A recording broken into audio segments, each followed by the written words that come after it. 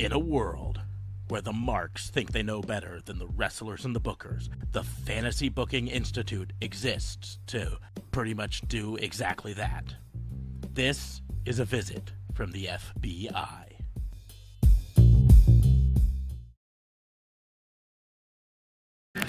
This is Dan the Dad, and you should listen to Raw and Order or you're grounded.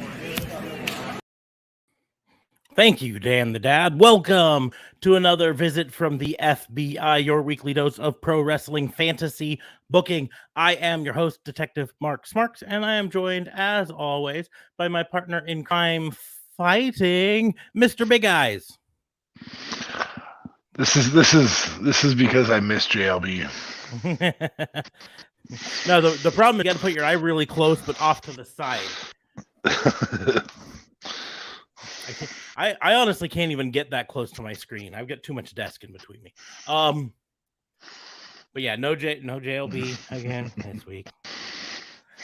I'm gonna shed the polo from professional careers. From work. Well, you've also got to switch to your real computer here, right? Or are you gonna do it from your phone? I'm doing it from my phone. Doing it from your phone? What? Comfort matters, man. What? Get a comfy chair.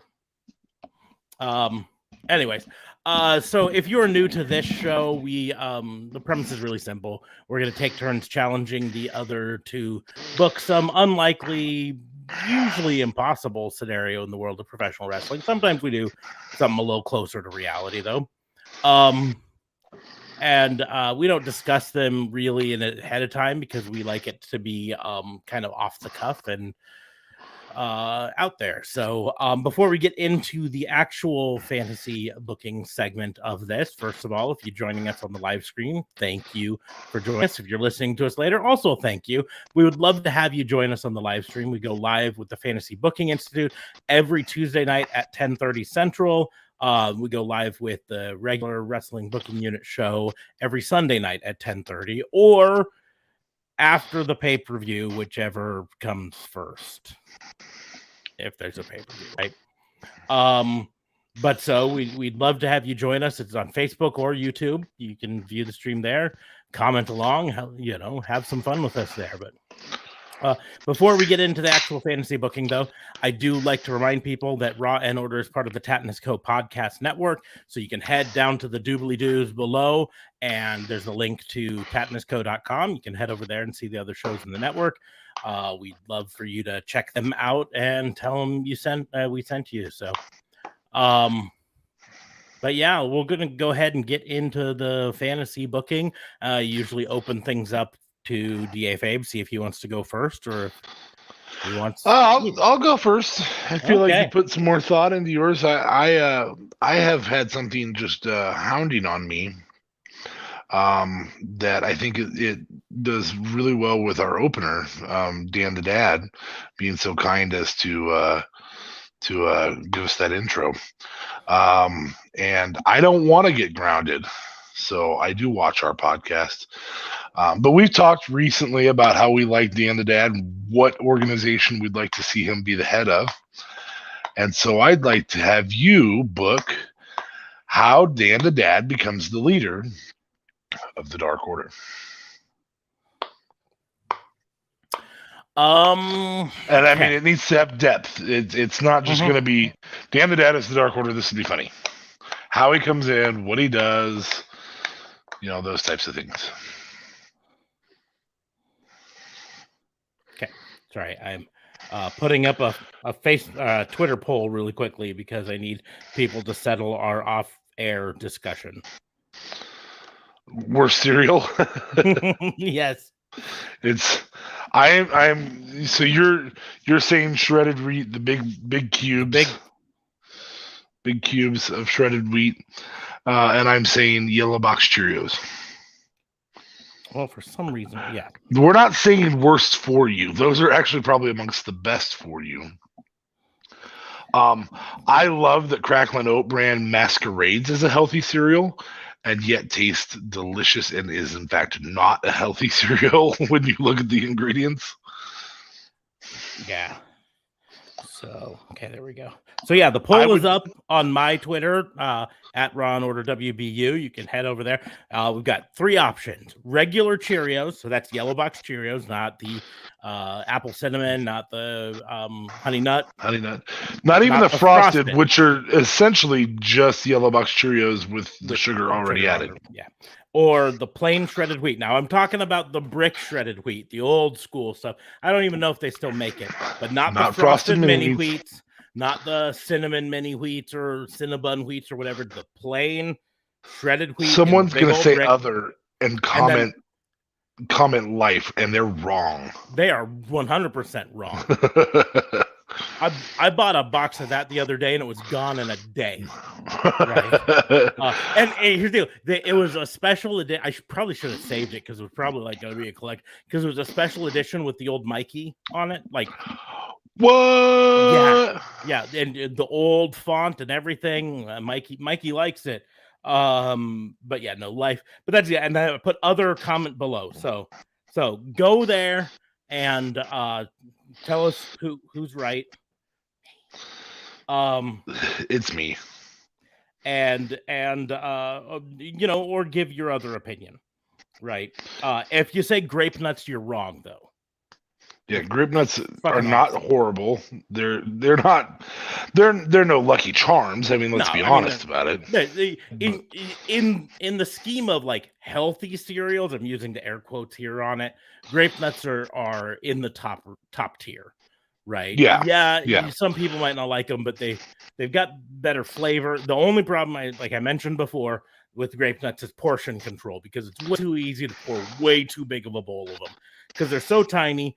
And you pour them in there, and the regular portion only puts this much in the bottom of your bowl, and you're like, well, that's not enough, so you pour a bunch more, and then you're halfway through eating it, or a third of the way through eating it, and you're like, I'm full. Oh my god. Anyway, but yeah, no, I mean, go in there, they're no Count Chocula, which none of them are, and this includes. I love the God tier, which is Reese's Puffs, Count Chocula, both flavors of Pebbles. I currently have 2 of those on top of my fridge right now, and Count Choculas. Yeah, I have Count Chocula and Reese's Puffs on my. I will also say of the monster ones, since it is October, of the monster ones, Blueberry, like I understand people who say Frankenberry. I do, is the best. I also understand people who say Count Chocula. That would be my choice for the best. But if you were handing out boxes of cereal and somebody handed you a box of Blueberry and they had the other 2, you'd know where you stood. Yeah, Blueberry can fuck off and choke for all I care. But I do like me some Frankenberry still. It's just not Count Chocula. But Count Chocula, like I said, that's God tier. I was so pissed because the problem with those cereals, and we're going off on a weird tangent for wrestling. The problem with those cereals, I'm looking, but it's a damn the dad challenge, so that's okay. The problem with those cereals is they're really only available once per year. They literally only produce those Halloween time, and then they're done. And last year, I missed my chance for Count Chocula. I missed my chance, and I had to go a whole year without my Count Chocula. So I've had 3 boxes so far this year. I bought 2 3-packs, and I'm expecting to sell a box of Frankenberry and Blueberry in the spring. Kind of like this time of year, you can get $6 a box for Girl Scout cookies. Mm-hmm. Yeah. And that's the I don't bother with the packs because I don't have a problem with Frankenberry. Like it's just not my favorite. For the most part, like when it comes to fruity cereals, I've got 2 that are God tier, and that's Fruit Loops and Fruity Pebbles. Those are God tier. Right, and every other fruit cereal is down the list. Crunchberries? You're putting Crunchberries down that low? Crunchberry good. Now there's another reason for Crunchberry. That's the roof of your mouth. I get it. Well, no, it's not the roof of my mouth. I had a traumatic experience with Crunchberry. All right, this entire show could not be about wrestling if I can hear this part. Yeah. So the traumatic experience with Crunchberry is, I have PTSD from this. When my wife had bought Crunchberry, the Oops. This is as an adult. As an adult, You're not a child. Not a child. As an adult. Bought the Oops All Berry Crunchberry, whatever it's called now. That's just the berries, not the sure, not the Captain Crunch with berries, right? Yeah, just the berries. Bought some of that, and I had a day off from work, and I ate it for breakfast, and I might have ate some for lunch too, right? Might have. You're not sure. I'm not committing to definitely, but I'm also not denying it. Okay. And then middle of the afternoon, it was time for business to be done in the restroom. I'm trying to keep this at least relatively clean. Clean. Okay, go on. and I looked down, and my poop was green. And I'm not talking like greenish. I'm not talking like brown green or whatever. I'm talking green. Green. I'm talking like this green. Like fucking that shirt green. Bright fucking green. And I freaked, and I'm Googling. And so this is forever in my Google search history now. Green poop causes. And all sorts of shit comes up when you Google your poop is funny colored, right? I'm like, well, green poop can come from blood in your stool, or it can come from and I'm like, oh shit. And then at the bottom of the list, or it can come from red dye number 5 or whatever it is. And then I look at the box of Crunchberry, and sure enough, that's the dye that they use. So I can't go back to that anymore. I don't have that problem with any of the other fruity cereals. Something about the ratios of food coloring in Crunchberries. I'm literally, I'm not kidding. It's that shirt color green. Blue frostings do that to me, so I get that it. Bright, vibrant green floating in my toilet, freaking my shit out. So that's what knocks it down. The other ones, like this was a few months ago. I had Trix and I had Fruit Loops, right? Because we got a 3-year-old, so we get all the. Who am I kidding? We bought it before the 3-year-old came around.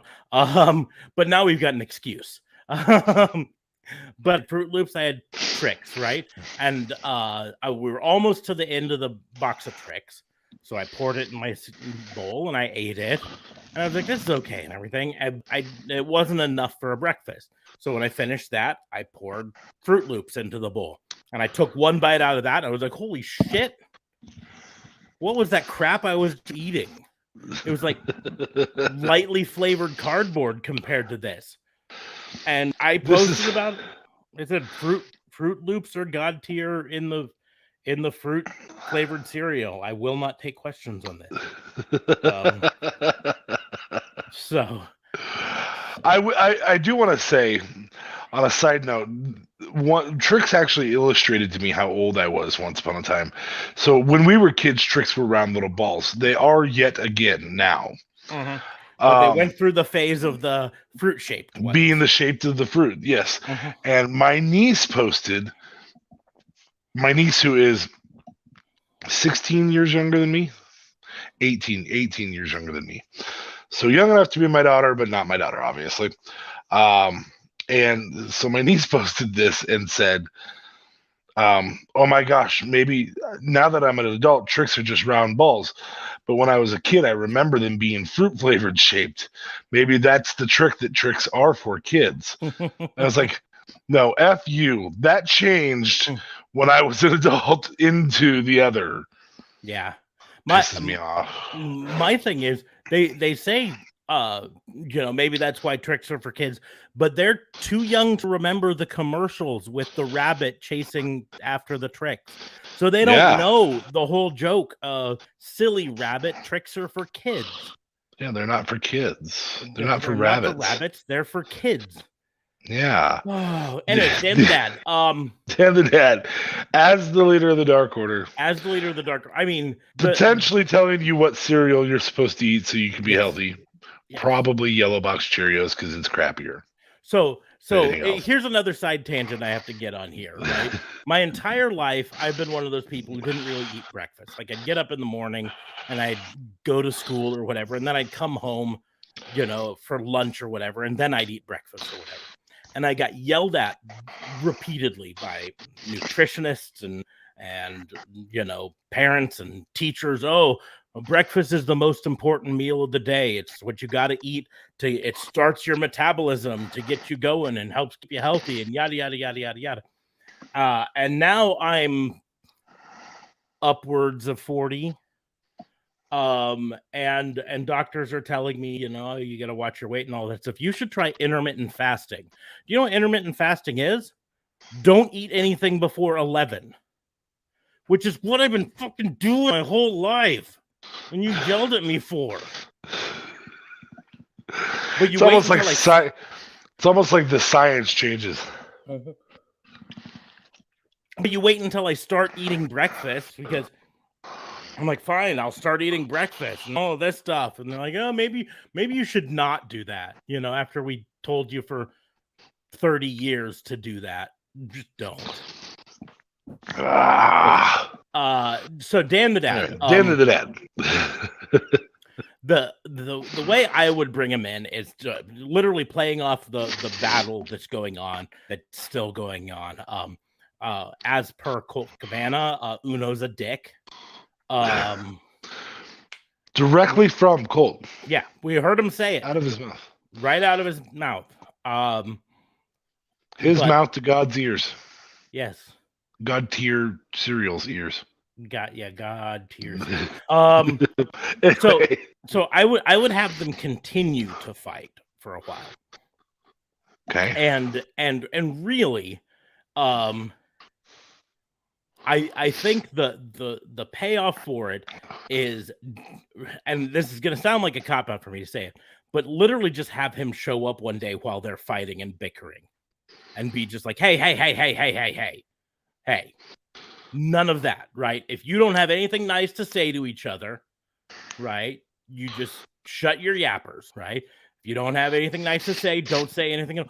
And then they pretend like he's been there the whole time. They just pretend like sorry, Dad. Sorry, Dad. Right? And they don't explain where he came from or whatever. Maybe they have him drop something like, I thought if I just let you guys alone, you'd work it out yourselves, right? But nope. It's not working anymore. So here's what we're going to do, right? We're going to all come together and everybody hug. And then I want everybody to say something nice to the person next to them. Straight up. If I've told you once, I've told you a million times the first time. Yes. The very first time he says it. Exactly. Now that sounds fantastic. Shake their hands. Say you're sorry. Sportsmanship. Yeah. Sportsmanship. And now, right? Now we'll hug. Okay. Is everything good now? Okay. Now, the lawn outside still needs mowing. I thought I put that on the chore list, but somebody needs to go out and do it. Angels, it's your turn. Alan Angels gets shit on again. Yeah, they all just point to Alan. It's Alan's turn this week. Well, but because that didn't take as long as I'd hoped it would. I thought you were going to have a feud in there and stuff to lead up to it. So book a feud for him. I mean, yeah, at that point, he's a wrestler, right? And I like the idea of just pretending like he's been there the whole time. You know what I mean? Just, he's always been the dad, but now he's so you're going to start off with him coming out to the ring with them. And I think it would be really good because part of the thing with the Dark Order, that they have to contend with is that they were originally a heel group. They were originally the heels. And then Brody Lee's popularity and then untimely passing forced them into being a face group. They didn't really have a choice in that. Now, Correct. John Silver's BTE persona, it is so funny. I think they were on their way to it one way or another, but they were forced into it. Now they have to be the face group, right? Yes. But they still have heelish tendencies. And so I think the thing to start off him doing is him being the person who interferes to stop them from cheating on the regular basis. Okay. And he becomes this parental figure stopping them from cheating. But he also, when he sees someone else start to cheat, heels in the thing, will go over and be like, hey, none of that sportsmanship. Okay. We have to be good sports here. And eventually you'll have to have someone who doesn't particularly like being chastised by not their dad. A dad. A faux dad. And so the real question is, who do you have do that? And I think a really good choice would be a person who already uses a not dad friendly word in their moniker, the bastard Pac. Okay. And like, listen, I do not think you should be using that word out here. I do not think that's appropriate. And Pac being like, well, I don't care what you think is appropriate. I don't give a shit. Yeah. Speaking of just offshoot, did you see Seth Rollins had shit on Raw this week? Yeah, they've pushed the envelope. I believe the 7 words you can't say on TV are now down to 4. If my calculations are correct. Ultimately, to go to the Carlin thing, the 7 words you can't say on TV was referred to network TV, which still falls under certain guidelines, right? Cable TV has a lot looser guidelines. But the real fun thing with that is actually comes down to Braun Breaker said shit on NXT last week. And Seth Rollins tweeted out, oh, so I guess we can say shit now. Awesome. And so immediately his first appearance on TV after that, because I don't believe he was on SmackDown last week. Maybe he was. So his second appearance, but his first appearance on Raw at least. He breaks out shit because he's like, now that we can say it, I'm doing it. I thought that was funny. Now, AEW has been doing it for months. Well, we actually noted this with AEW. We thought, okay, well, they broke the 9 o'clock mark, and it happened because MJF was the first to do it, and it was right after 9 o'clock. It was right after 9 o'clock Eastern, so 8 o'clock our time.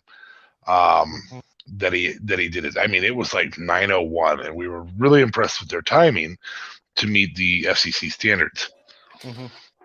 However, there's been times since that they opened the shows with the word shit. Yeah. Well, again, the FCC standards do only apply to broadcast, which, funnily enough, over the air, which actually applies to Fox, but not to USA Network or TNT or TBS, because those are cable ones. But Fox is a network channel, which might be why Seth Rollins didn't show up and say shit on Fox last week. True. Reportedly, for USA Network, specifically for NXT and now Raw, reportedly the edict has come down that specifically NXT is going to push the envelope a little bit more now, be a little bit edgier. Edgier. Yeah. I mean, other than doing exactly what they did in the 90s for wrestlers. Well, yeah. No, I mean, edgier in the late 90s, edgy. I mean, effectively, I think what they're trying to do is NXT 2.0 in many ways is them trying to say, this is Attitude Era 2.0, just in NXT. Because they also, that same edict also says that the women, and this is the part that I didn't like when reading. I read this, I was like, oh god. But that women will be more sexualized. Yeah, that the women will push the boundaries more, both in costuming and on-screen personas. Brings Shotzi back to NXT. Do it right now. I don't know who said that. I was gone for a second. What? I'm trying to find the exact words.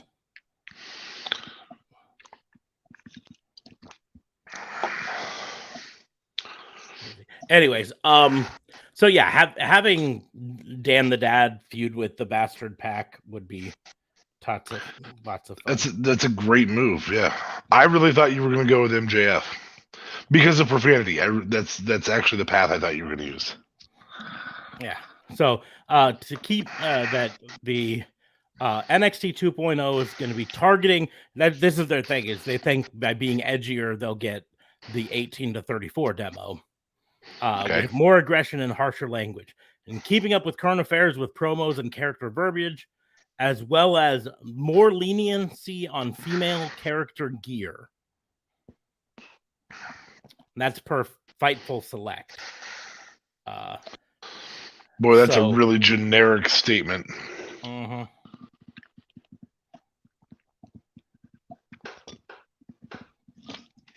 But you have to build the future. And we still, to this day, know that sex sells. Might even get you on TV. Yep. Well, I mean, ultimately, the sad thing with it is there are going to be women who lean into that extremely to further their careers, and it probably will work, at least from a standpoint of getting them TV time. You know, would we be talking about Eva Marie in 2021 if she didn't lean into it heavily back in 2013? You know, 15. I think she was around in 13, 15 is when she had her run. But again, because the women's revolution was 15 and she was around before the women's revolution. Okay. In fact, she was one of the people who got left behind in the women's revolution because she was too much of an example of the old way. But then they brought her back because obviously, and here she's had some outfits that definitely, definitely revolutionize women. Yeah. I mean, here's the deal. There's no arguing that Eva Marie is not a very, very attractive woman. There's no arguing that. No. Her in-ring skill is what, as wrestling fans, we have the most issue with. Her promo skills aren't great either, but they're not horrible. I mean, I think she could be a decent manager if given a lot of coaching. Mm-hmm. Yeah, the problem was they brought her back here and they instead of making her a manager in the truly she was a manager who was a performer but made somebody else perform for her. Was the actual role she took. Eva Marie made her main roster debut on July 1st of 2013. Okay, fair enough. And then her debut of Total Divas in July 2013 as well. Yeah, immediately to Total Divas. Mm-hmm. Unbelievable. But I mean, in the end, like I say, is there's no arguing that she's not a very, very attractive woman, right? But the problem that we as wrestling fans have is we feel, and it seems rightfully so, we feel that her attractiveness is the reason she got her push and where she is today in wrestling versus wrestlers who are undeniably better wrestlers, but maybe not as attractive.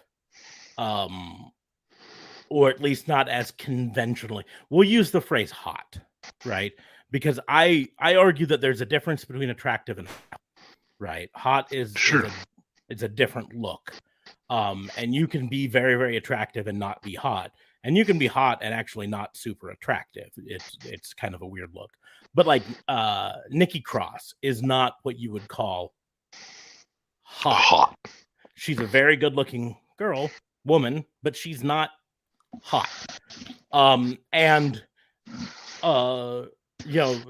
Nikki Cross, Kelly's a good example of hot but not attractive. I mean, if you have her on Instagram or anything, you'll look at her and go, yeah, you're a smoke show and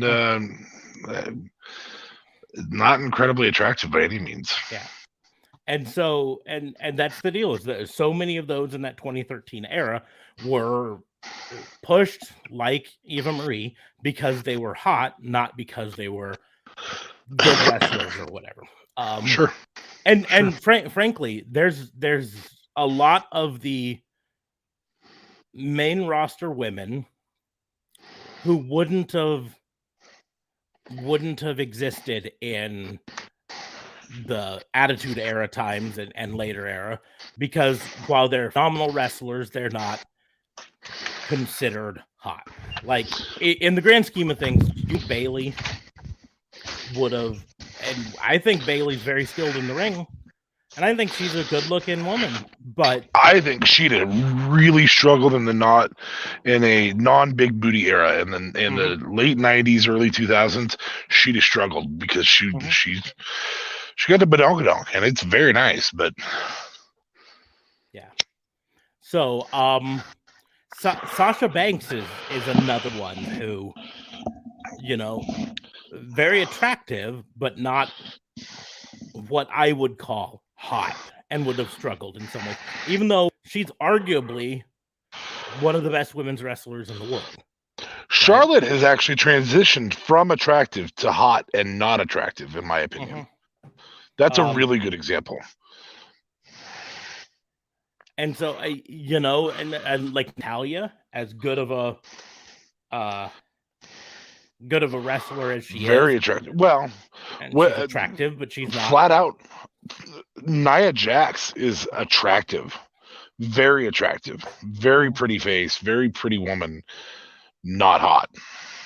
And probably would not have lasted. She would have been a sideshow. Pushed like China. Yep. Yeah, China or Luna Bertha Faye. Luna, yeah. Yeah, that's what she would have been. She would have been a member of the Oddities. Side note, I would also love to see Dan the Dad, connecting this to the crime.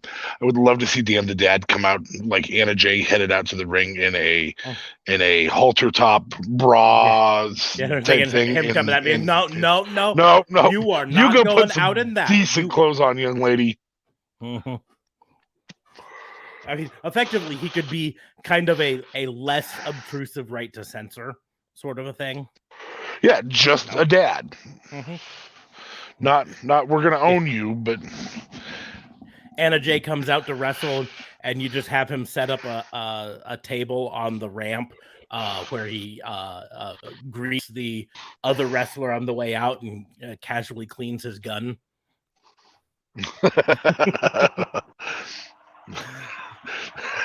That's funny. The other wrestler comes out and he kind of gets he could even be Creeper Dad a little bit if you wanted. Hey, how's it going? You look really good tonight. You're gonna wrestle great.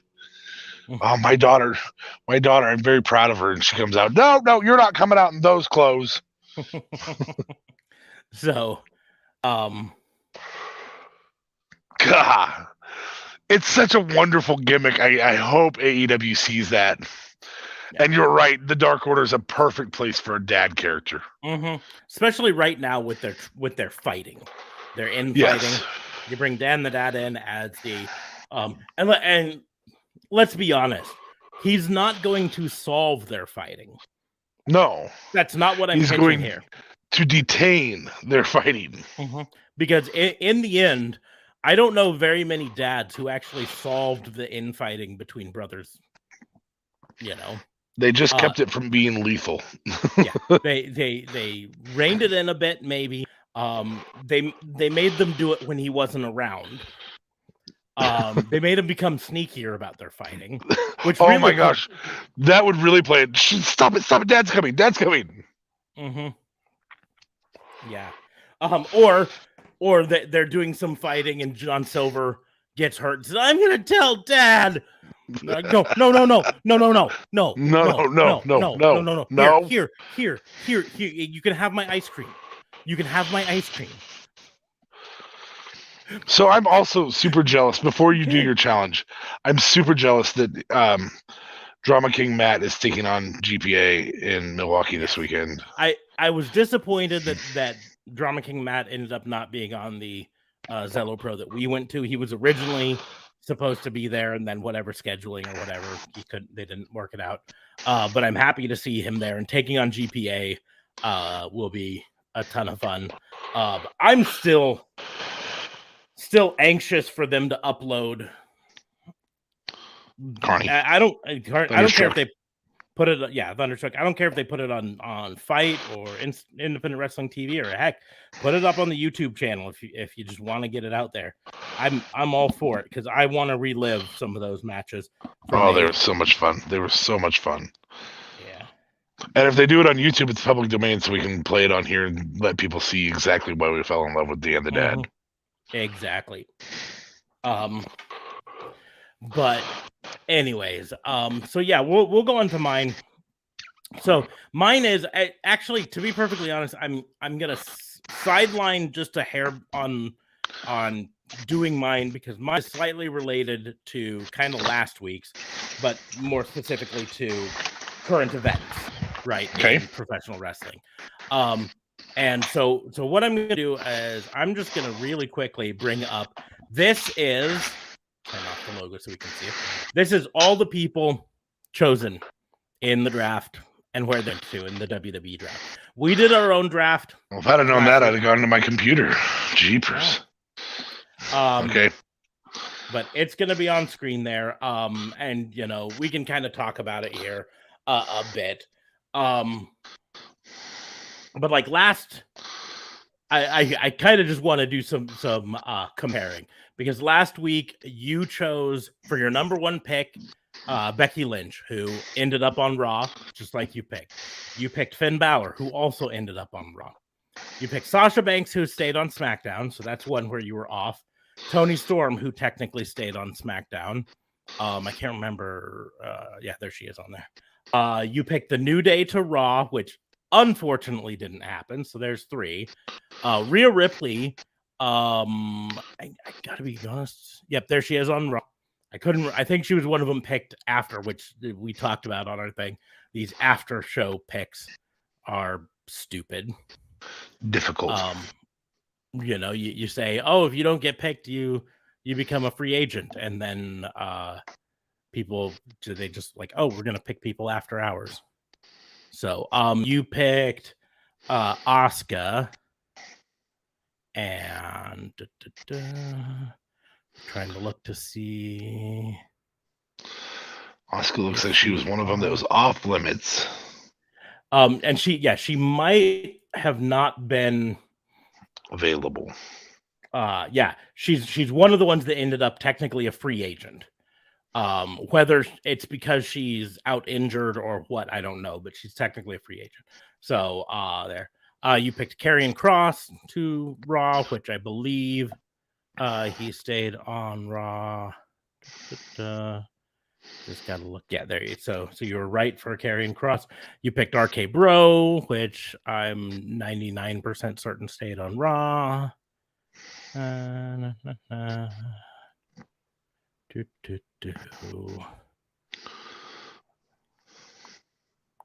there's Riddle. So, okay. And they didn't break him up. Yeah, there's Randy Orton. So but they picked him as 2 separate picks, which you picked Ciampa, who didn't end up getting picked so he's staying down in in NXT. You picked Gargano Family the Way. They're also staying in NXT. You picked Imperium. Except for Austin. Yeah. Austin Theory did get picked to Raw, so you're correct there.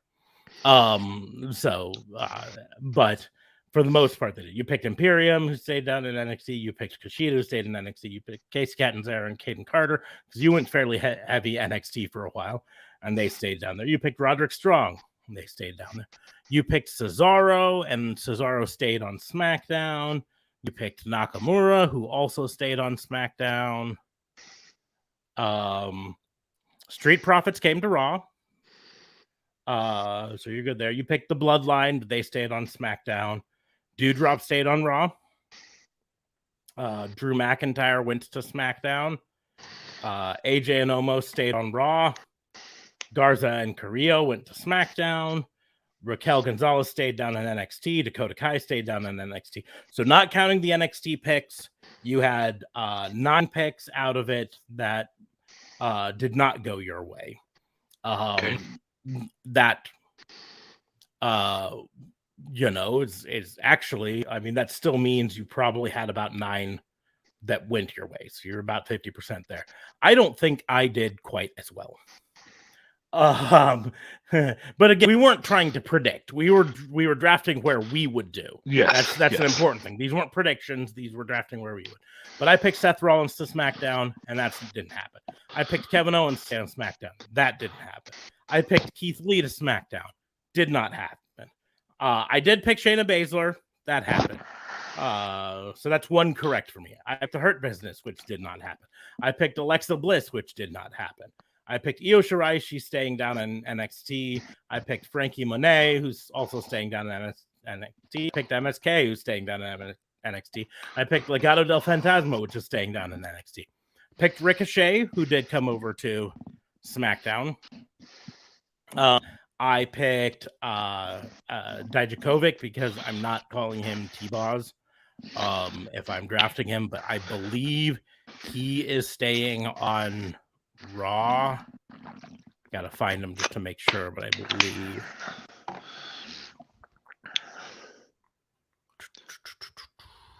No, they broke them up. And that's. Yep, T-Bar. Yep, so he's staying on Raw, so that's fine. I picked John Morrison, and Morrison is staying on Raw. I picked Chad Gable, who is going to Raw, so missed that. I picked Liv Morgan, who is going to Raw, so I missed that. I picked Tegan Knox, who is going to Raw, so I missed that. I picked Bianca Belair, who is going to Raw, so I missed that. I picked the Viking Raiders, who are, I believe, staying on Raw, but let me look to make sure, because...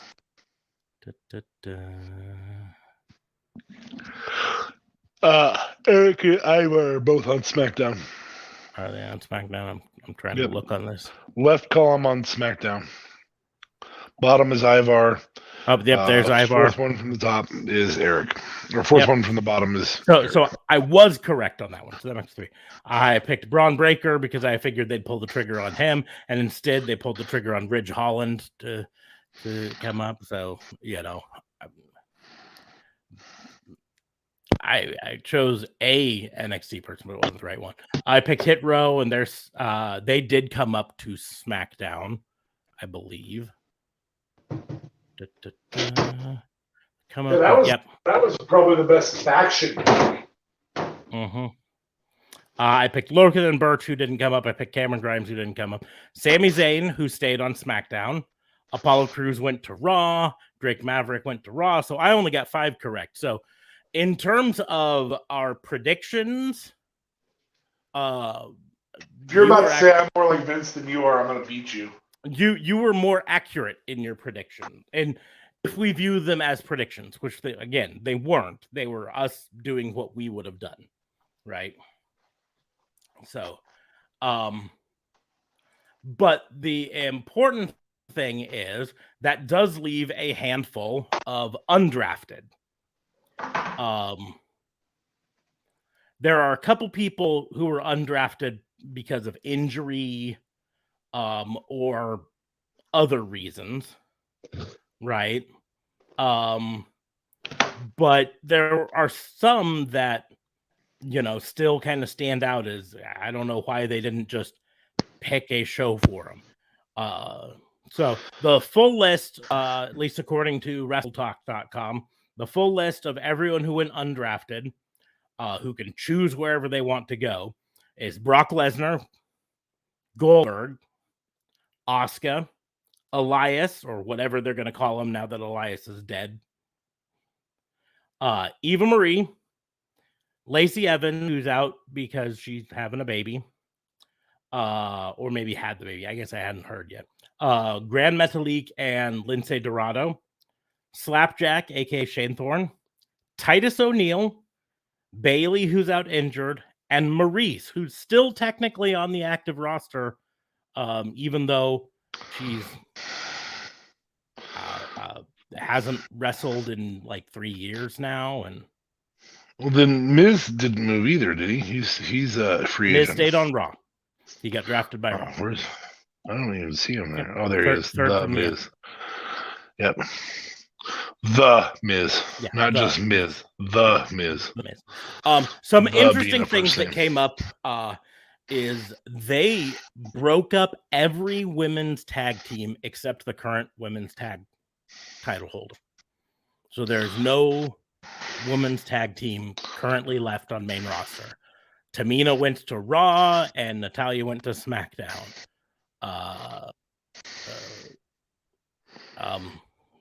Trying to remember if the other ones. Who was the one that was with? Trying to remember. Well, they'd already broken up. Dana broken Mandy Rose. Yeah, because they put Mandy Rose down. But there was another one. Anyways, it doesn't matter. But so they broke up all the women's tag teams. And they broke up a couple factions. Most specifically, T-Boz stayed on Raw, but Mace went to SmackDown.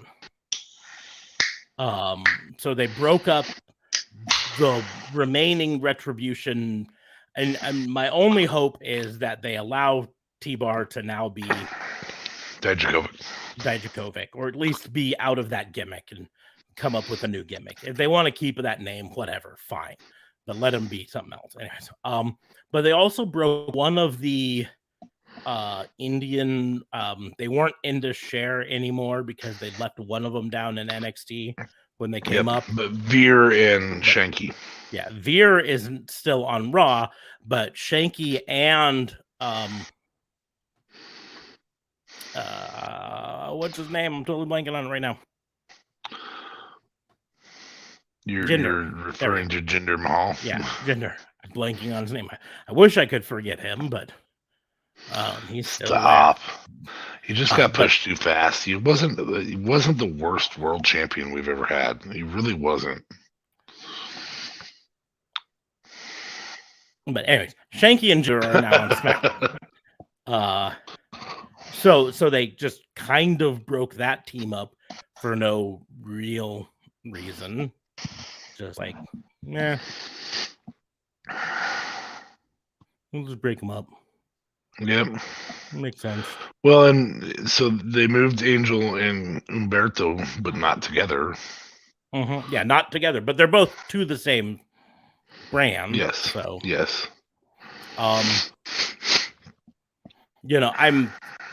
I'm frustrated because they started this feud with Shayna Baszler. They started this run, and then they move her to SmackDown, where I won't get to see how they turn this run from now on. But overall, I'm frustrated because YouTube worked out their deal with NBC, so I can still watch Raw. Yeah. Actually, Raw wasn't bad this week. Raw actually wasn't bad this week. It wasn't barring great. The Goldberg segment. I mean, the Goldberg segment sucked. It wasn't great, but it wasn't bad. So it was definitely above average. I'm excited what it's been lately. I'm excited for Finn Balor to be back on Raw, although I just worry that this is like them saying, we used you and threw you away from SmackDown, so now, I mean, because let's be honest, the demon gimmick is kind of dead now. Like, It has to be. has to be, the whole point of it was he was undefeated as the Demon. And The density of Finn Balor when he's the Demon, he goes from 185 pounds to the same frame and 6.3 million pounds. That's why the buckle broke. yeah, that's it. That's the explanation. The weight of the whole demonic force. Yes. I don't know. That was so dumb. I don't want to beat that horse. I've already beat that horse. I don't need to continue to. Stop that shit. Okay, so what are you doing? What are we doing? So, anyways, for my challenge, it's like I said, kind of related to that, sort of related to that, sort of related to last week's, just in general. We are doing another draft. We're just not, I don't know if we're going to go all the way up to 25. I think we might stop at 20, just because I don't want this to go on as long as last week's anyways. But so for this draft, we are now doing a true multi-brand draft. One of us is going to be drafting for AEW. One of us is going to be drafting for Impact. The pool of draft is anyone not currently signed to WWE. So anyone who's currently on AEW is open game for either of these. Anyone currently on Impact Wrestling or MLW or New Japan or whatever, fair game for this choice, right? Okay. The only ones that are off limits are Raw, SmackDown, NXT UK talent, right? You have the choice whether you want to do Impact or AEW, and we will take turns. I don't think it matters what product line we have if the pool is just open. The pool's open, but I still, it matters to you because you're gonna be the one who's like, "Hey, I'll be in these feuds." Maybe someday in the future. I don't know. Okay. I mean, here's where it matters. They do have a very different booking style, and I'm not. Okay, so I have to make them fit their booking style. Not really fit, but I mean, AEW still has a lot more realistic of a concept behind it, whereas Impact Wrestling is a little bit more free on things. Like they've got Su Yung, who's a demon bride who sometimes goes down to hell or the undead afterlife. Those sorts of things still fit in there where they don't fit in AEW. That's all I'm saying. Correct. But okay. I don't care. You can pick which one you want to be. That's not the rules. The rules are you pick. Well, I'd like to have the versatility of Impact then, because then it works either way. So So you will be Impact? So it doesn't ruin it if I do, Bray Wyatt. Sure. That is not my first pick, by the way.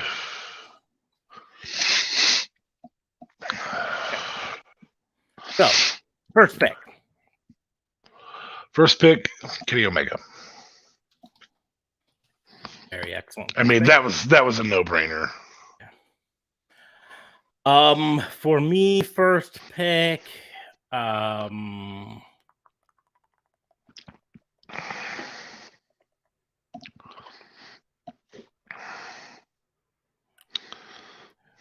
trying to decide who I'm going to make my franchise player. I'm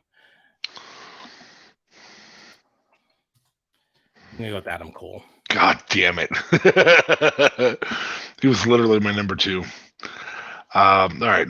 Second pick. I am going to go with the Good Brothers. I'm going to leave them as a tag team on my brand. Boy, I feel like the Elite is just going to get separated out right here. Right now. Let's just get it over with. It's not, because as much as I think the Young Bucks are probably arguably one of the best tag teams in the world, they're not my favorite, and sometimes they get a little, I don't want to say a little too spot monkeyish. It's the super kicks when they go into their like wild super kick. We're gonna super kick everyone modes. Sure. I go a little bit. And I know that's gonna sound silly when I say my tag team pick for my number 2 pick, because some people would argue that they do similar. But I am going to choose the Lucha Bros. Yeah, I was there with you. I just think that the Good Brothers have the ability to roll with the Impact gimmick better.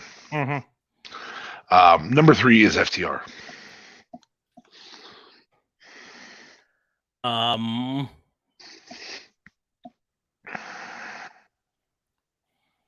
I could have dick faced it out and just been like the Elite, but that's wrong. That's just wrong to do.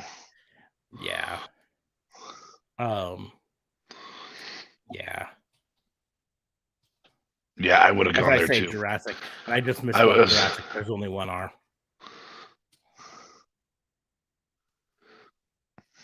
Jesus. ICEXPRESS. There's 2 S's in Jurassic though. Well, I thought there were, and then I put 2 S's and it didn't look right. And then I was like,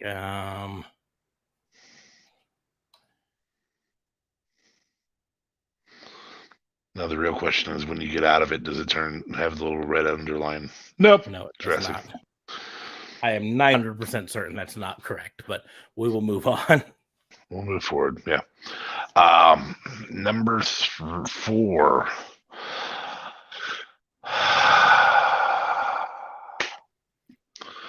I'm not going to take the Pinnacle as a group because I don't think that's the right move, but I am going to take the initiation of the Pinnacle with Wardlow and MJF. I feel like we have yet to see Wardlow on his own, so I feel like he's a piece of MJF.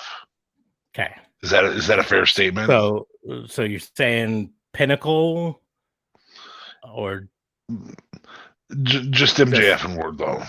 Okay. Here's the deal. Wardlow does not have a career without MJF to this point. Does that make sense? Certainly. Yeah. And I think that's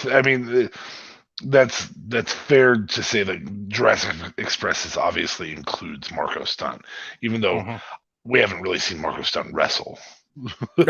We did on Dark this week. On Dark. Well, yeah, we don't see him on, I think, but holy. In fact, it was with Wardlow. I think I sent the gift to the group. Thrown. Yeah, he got thrown like 15 feet in the air and then caught and power slammed by Wardlow. And holy Nike. It was fun to watch. Think of Christian and Tomko at one point. Tomko doesn't exist without Christian. On online, I think it was Sammy Guevara tweeted at Marco Stunt, "Hey, are you good?" And Marco Stunt replied, "Yeah, I don't really remember anything. Have I wrestled yet?" That's pretty legit. No, you took a flight and crashed. Speaking of Sammy Guevara, that's a smart move. Sammy Guevara. Now, I do want to ask: does the Fire? I can't remember his name. Fuego. Fuego. There we go. Is he a piece of Sammy Guevara because he doesn't exist without him thus far? No. Sammy. Here's the deal. I could have used like Vlog Crew, which is technically their backstage name for Fuego and all that stuff. But here's the deal. In reality, Fuego and Sammy Guevara are tied together fairly well on Dynamite. When you go with Dark and all of that stuff, Fuego actually had a long thing with Cody leading to him getting signed. So he's as tied to Cody. Okay. But, so I'm keeping him separate. Wardlow's the only one I really feel like I had to do that with. I mean, it just... They are a great compliment for each other. In fairness, there's a really good chance Fuego is going to be a free agent. A free agent at the end of Yeah. this, one way or another. And here, I think Fuego understands his role right now very well. His role is to be that kind of second fiddle, effectively jobber, come out and fire up the crowd and all of that stuff. He understands that it's going to be a while before it's a serious run. Anyway. Second pick from actual Impact roster is going to be never mind, hold on. We're gonna hit timeout on that. One Will Ospreay is gonna come to my product line because I need Will Ospreay. So very and you may absolutely fuck me over by me opening the door. No, I was very specific when I said New Japan and all that stuff all count. There are people on the New Japan roster that I want there, but as of right now, for my next pick, it's not going to be New Japan. So you might get a run and be able to take some of the people that you really want. But for mine, I feel like now is the time that we have to, that I have to hit the women's roster a bit. So I am hitting Hikaru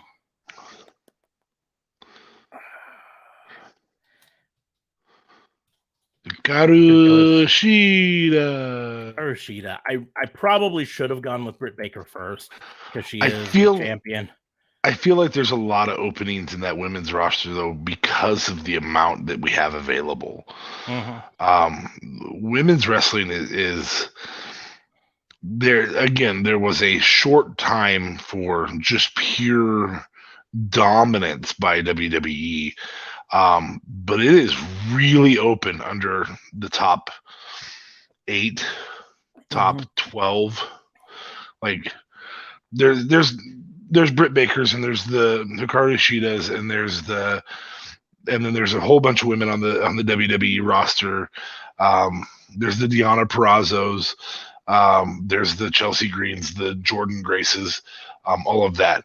I am going to go back to the Impact roster real quick, just to make sure that I do keep the women's rosters held safe. I am going to say Jordan Grace. As she was going to be early for you, I'm sure. Yeah. If you hadn't taken her there, she was going to be my next pick.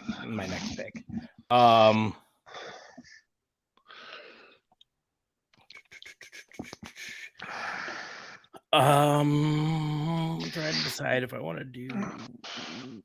Yeah, let's flesh out the women just a little bit more here. I feel like I'm at significant risk if I don't do this now, and I'm going to say Moose. Excellent choice there.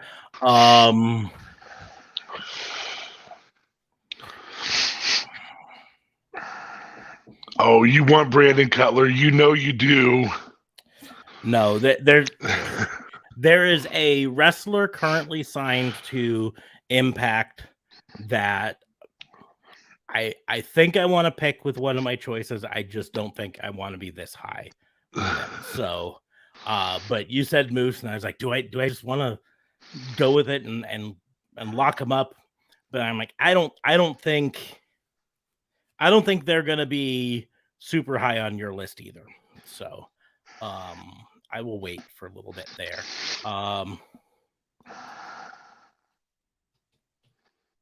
Kazuchika Okada, you son of a bitch.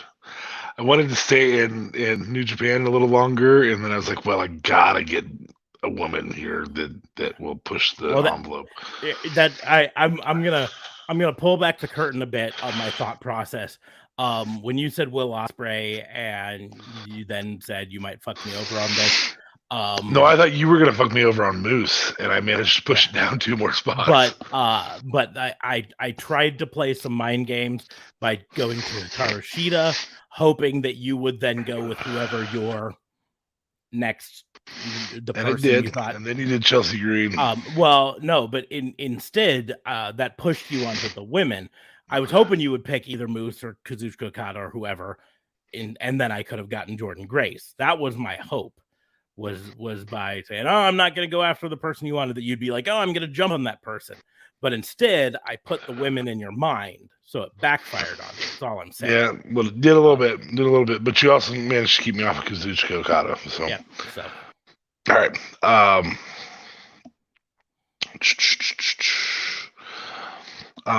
The inspirations.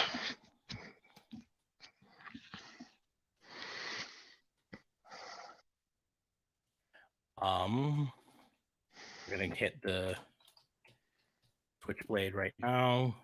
Get that going. Going straight to ROH, huh? Yeah. Well, I mean, he's technically New Japan still. What is he? In fact, he's one of their. He's their open weight holder. Anyway, doesn't matter. Is it sad that I have no interest in Magnus? I'm sorry, Nick Aldis. It's not. It's tough. I mean, he's a great 20th pick or 22nd pick, but he's not.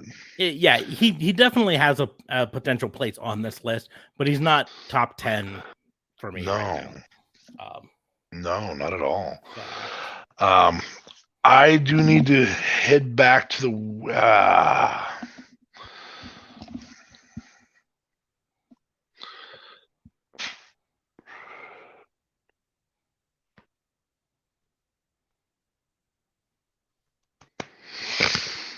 Britt Baker.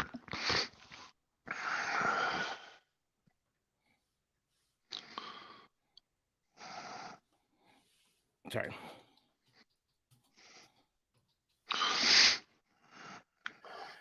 Sorry, I was gonna do something and then I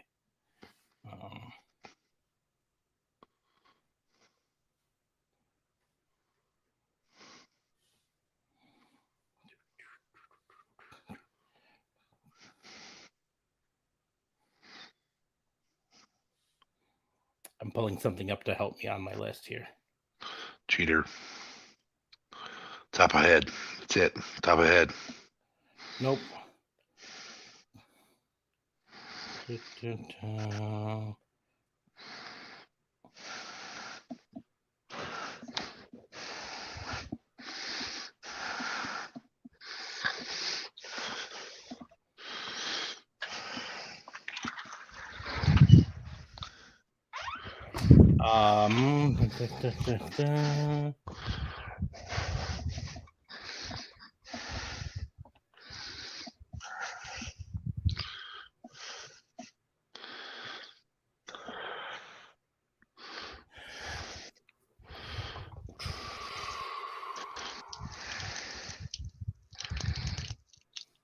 Yeah. That's right. I just farted. I'm gonna do it now. What are you doing? Gresham. Really, Jonathan Gresham? In terms of pure wrestling, he might be one of the best out there. I understand. I don't fault you for it. I didn't expect him to be high on the list. Well, I mean, considering he was number 20 on the PWI 500. Yeah, you boosted him 2 spots. No, moving forward. Sorry. But also keeping in mind that number 2, 3, 4, 8. Those are ones off limits. 12, 13, and 16 are all WWE people. Now, yeah, the PWI 500 doesn't have women in it, so this is the men's list. Okay. But go ahead. Correct me if I'm wrong. Ichiro Suzuki was Kenny Omega's tag partner, correct? Is that who I'm thinking of? No, what you're thinking is Kota Ibushi. That's who. Yeah, that's the one I wanted. It was Kota Ibushi.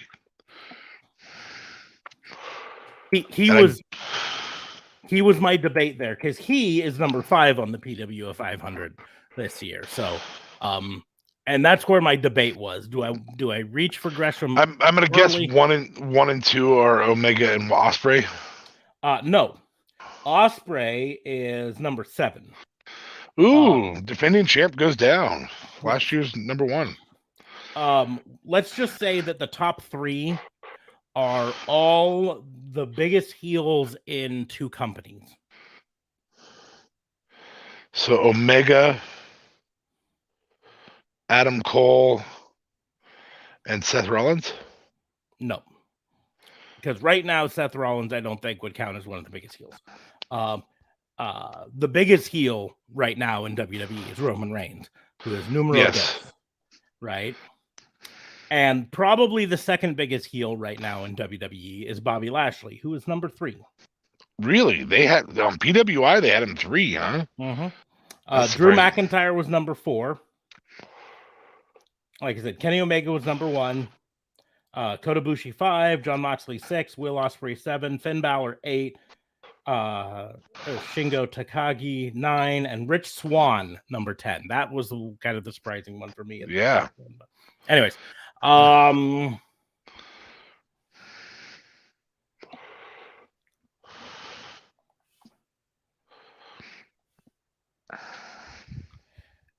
trying to decide.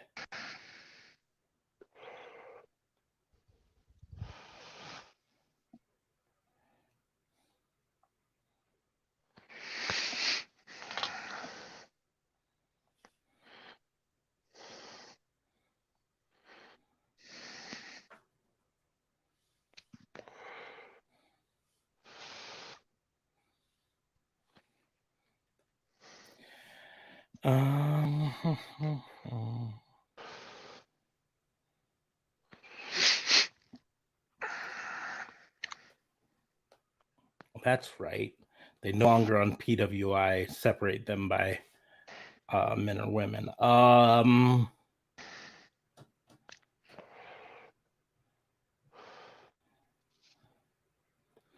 This is going to be my first kind of out of left field.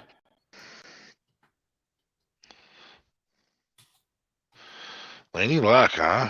Yeah.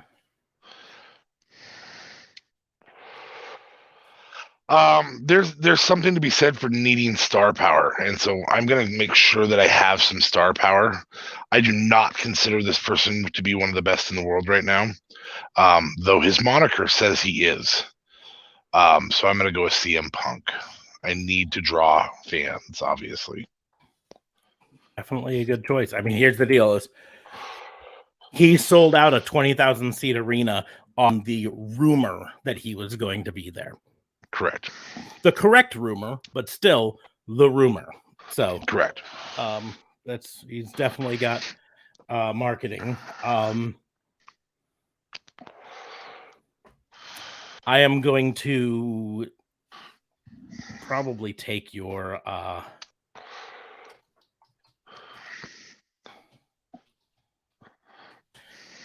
lead, and I don't think he has got the needle moving that a CM Punk does, but Bryan Danielson. He still moves the needle. Still moves. I mean, he was going to be my next pick if you didn't take him. Yeah, that was really my thinking here. To be perfectly honest, I was like, I gotta stop him. gotta lock him up, because if I don't take him now, he's not going to be around at pick 12. So. Well, and it was the same move you made with Adam Cole. I mean, dude just took the best wrestler in the world, and now I have to compete with that. Okay, now we're getting to the nitty gritty, and I've got to have women. I am going to go to ROH, and I am going to take. I'm going to take someone who's maybe a little bit past her prime, but has some star power to her, and I'm going to go with Angelina Love.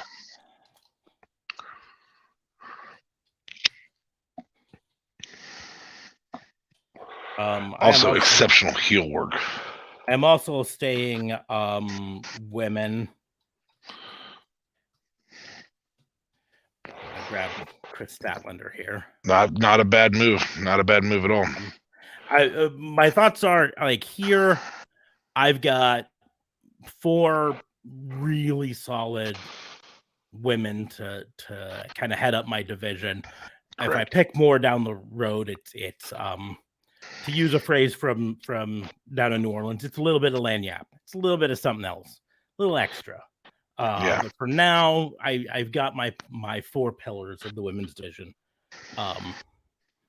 Especially Chelsea Green and Lainey Luck both play excellent heels or faces, but heels are great. Correct. And Chris Statlander and Hikaru Shida can be faces. Anyway, number 13 for you. I'm going to go with somebody who's lighting up the internet and really producing a future in professional wrestling, who's been in the wrestling who understood the power of the internet before the internet was a big deal. And Matt Cardona is going to be on my brand, though I do not consider him a top 50 wrestler. Boy, can he create some draw.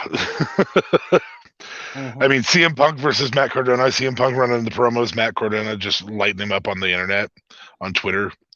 I mean, there's some pop there. Definitely.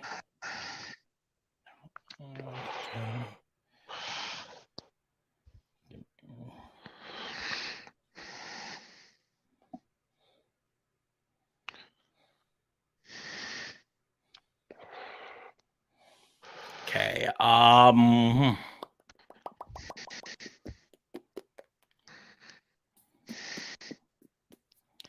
He did the tag, so I am going to go ahead and hit.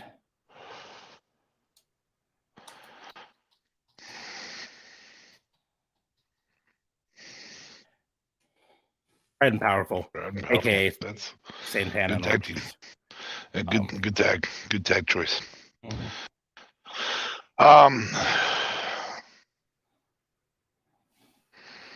I have to get that 4th pillar of the women's division, and I think it would be foolish of me not to keep the women's champion from Impact, Deonna Purrazzo.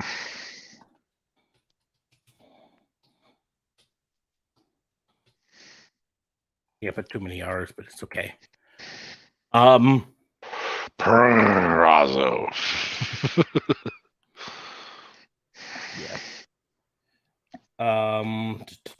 Yeah.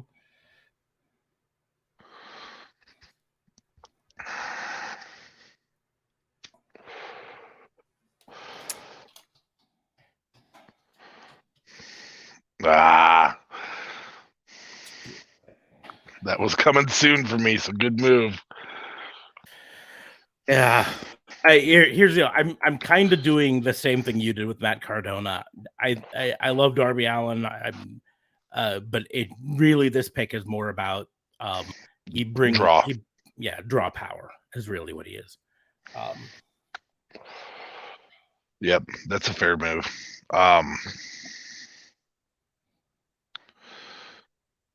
Speaking of draw power, though I'm not taking them as a full faction because I didn't think that was right, I am going to take another women's tag. So I do have a women's tag division.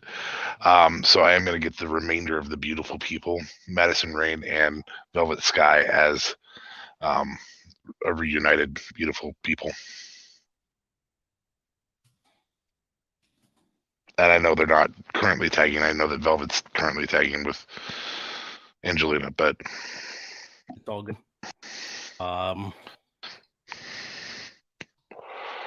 Excellent move. My God, how did I miss that?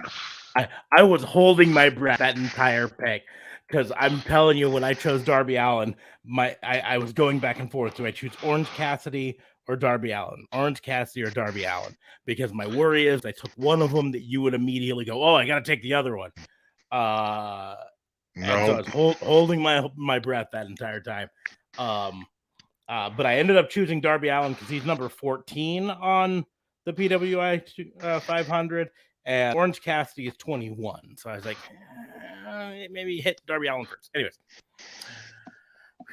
we might go all 25 on this because I'm having fun, and I think you are too. So, yeah.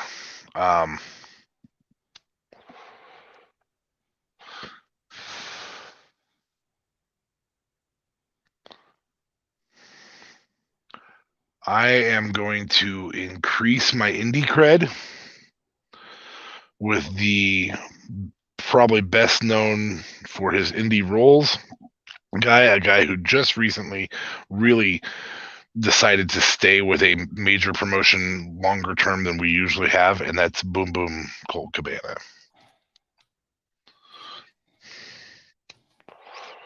It's a good pick.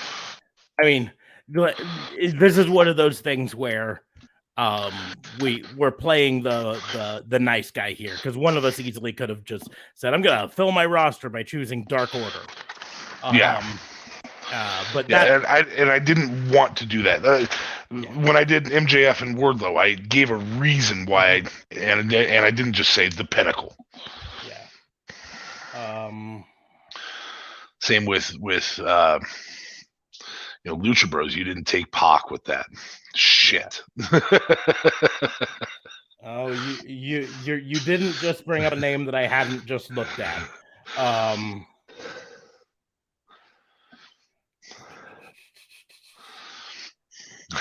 I just realized I said it out loud though. Yeah. It's okay. Like I said, I was already debating on Pac. I was just trying to decide whether I wanted to do someone else first. I don't know that he has the draw. In the ring, he's great, but he's the work rate guy. He has the draw. Yeah. So. I am going to go with draw one more time. The former TNT champion in Miro.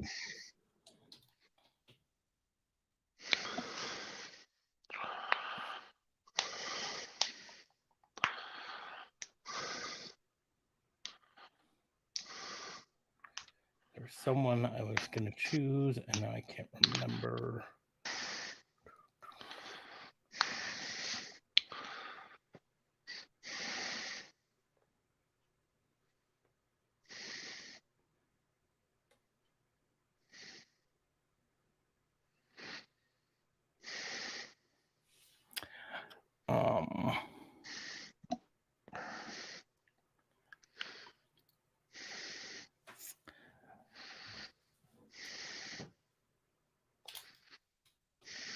This is me cheating just a bit. TJ? Yeah. That's Ty Conti and Anna Jay. Oh, okay. They wrestle as a team, and that's me exploiting that to get two. Yeah, two. Mostly, I think Anna Jay easily could have ended up being a free agent. I don't necessarily know if she would have been on your list with all the other out there. But Ty Conti might have been. And I figure if I can do this, I'll get them both. Why not? Yeah. Anyway.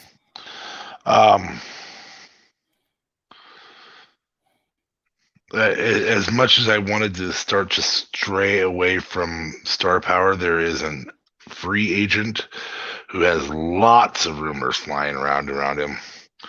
That is absolutely foolish not to take in your top 20. And so I'm going to say one Wyndham Rotunda. You can call him Bray Wyatt if you want. Even if he's just creating the gimmicks. I'm pretty sure. I got to be honest with you. Pretty sure there's an H in there, but it doesn't look right. But I'm going to leave it there. It might not be. I don't know. For me to. Good move. A guy who's been kind of on the back burner for a minute or two. To be perfectly honest, probably the biggest reason he fell down this far is just the fact that he's not in the front of our minds, right? Correct. He likely would have been up there before Jonathan Gresham for me, if he'd been on Dynamite last week. You know what I mean? Yeah.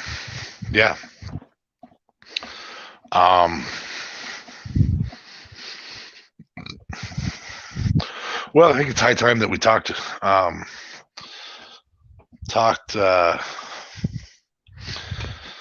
about making sure that the tag team division is the best in the world, and so we're going to go with the Young Bucks.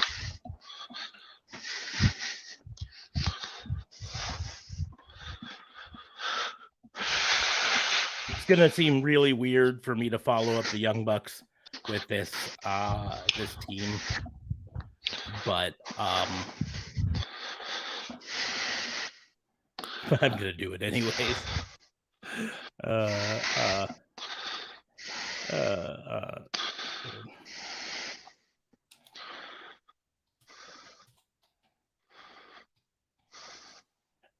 It's really weird to follow the Young Bucks with John Silver and Alex Reynolds. Oh my gosh. It is really weird. But the thing is, I see a lot of potential. Frankly, in the end, I see Silver probably out. I mean, this is not dogging Alex Reynolds at all, but I think Alex Reynolds is the Marty Jannetty of that group, and going to end up being the Marty Jannetty of that group. But if you have a chance to take the New Rockers, you take the New Rockers, even if it's just for HBK. Fair enough.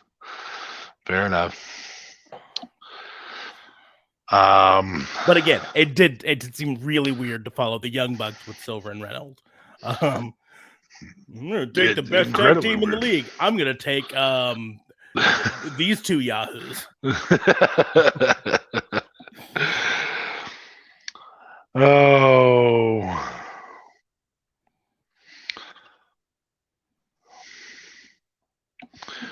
I'm going to take not all of Team Taz, but I am going to take Hobbs and, oh, crap.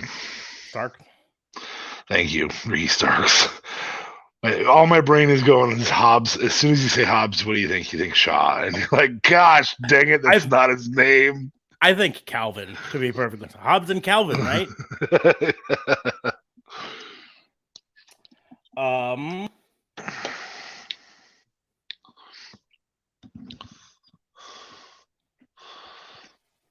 Mostly because the third member of Team Taz is a waste of my time. Hook.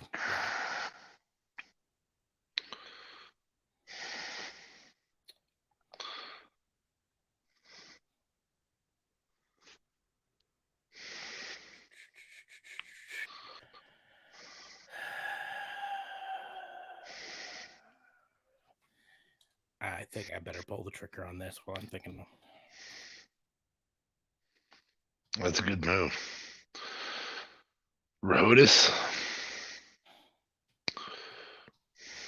I've seen in honor of JLB, you could have put Rhodes. Rose. Or Rose. Here's the deal: Cody Rhodes is getting a lot of flack online, and it might be deserved or whatever. But there's really no denying that he is, in terms of draw power and in terms of performance, one of the best, and you'd have one on your team, I think. Yeah. So, I think if we want to talk draw power, then and a longer term upside, I'm going to go with John Moxley. Let me rephrase that. Moxley. Yeah, no, that's definitely a good choice.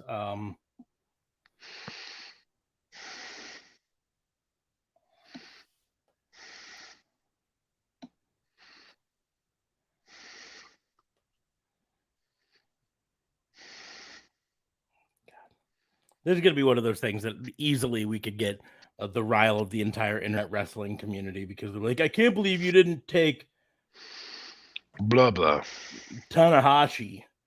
I don't know. Didn't fit my vision, or I forgot about him.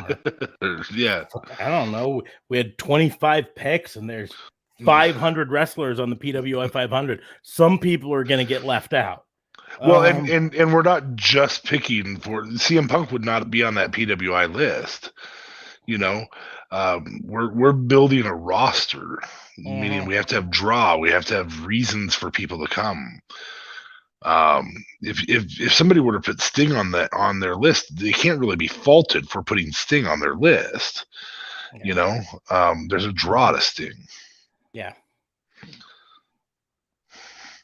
Is he a PWI 500 today? No, he's 61 years old.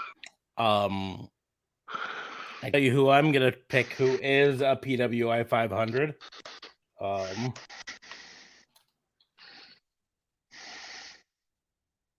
Cannot blame you in the least. Again, it absolutely boggles my mind that he's not signed to one of the rosters. yeah. He's number 97 on the PWI 500. He's surrounded by a person on one side who wrestles for MLW and a person on the other side who is part of the best friends on AEW right now. Not one of the main ones, but Wheeler Yuta is number 96, right? These are fucking. It just blows my mind that I don't know. Anyway. Very special thank you Yeah. for the guys I forgot to get. Mm-hmm. I'm gonna go with best friends.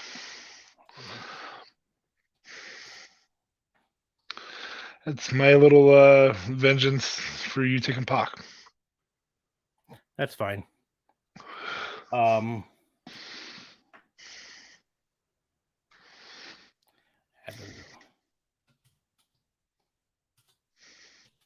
Zack Sabre Jr., not a bad choice at all. There's a part of me that really wants to go to AAA, and I just don't have any of them popping in my head right now. So I'm gonna avoid it.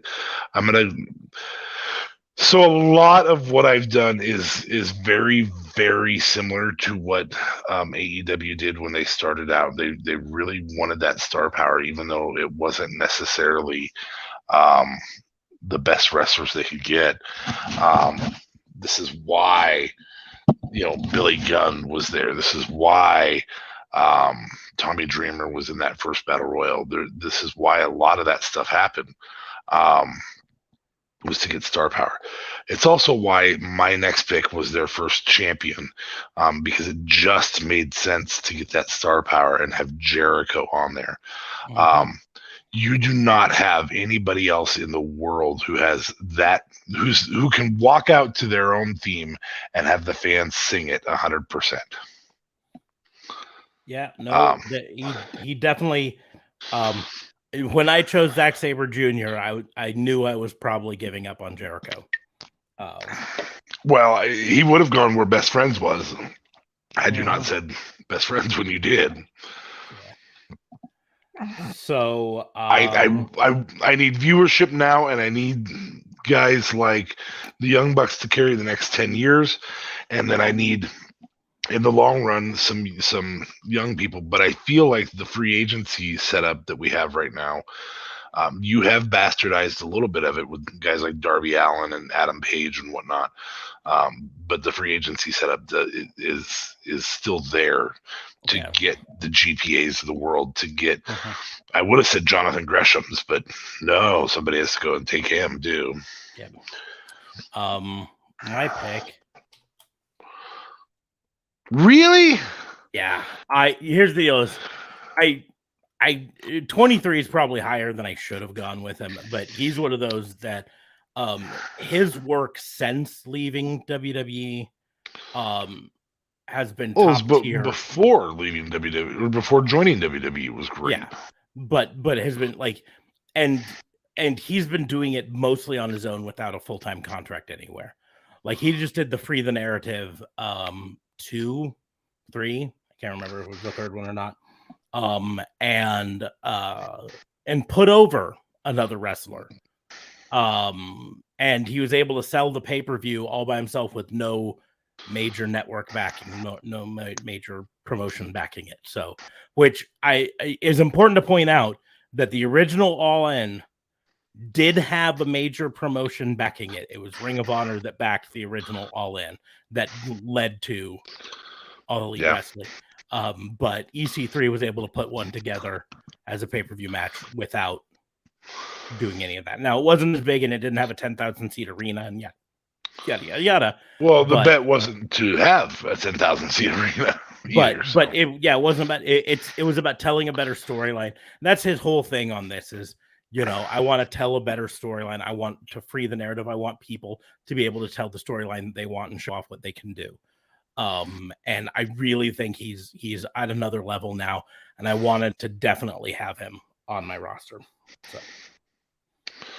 So I'm going to do a couple of relative unknowns. I do not remember what their tag name was as a team, but we have spoke about it since seeing the Zelo Pro show that the boys out of Kansas City, SKB, and if I could remember his name. I actually added him on Insta just the other day because of this. I just gotta go. But I truly, having watched them, I'm not joking. They're heel, and they lost their match. So don't think that this is just about somebody winning. Their heel work was really freaking good. Really freaking good.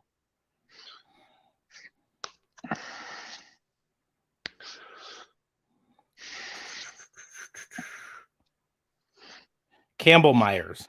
Campbell Myers, that's what it was. What do they call themselves now? The Premier. Okay, well then put them in as the Premier, and people might go look them up because that is a tag team that I truly believe if they are not signed soon, somebody's missing out. Yep. We think Dan the Dad should be signed because of his gimmick. Warhorse and the Premier, those guys, they should be signed because their performance.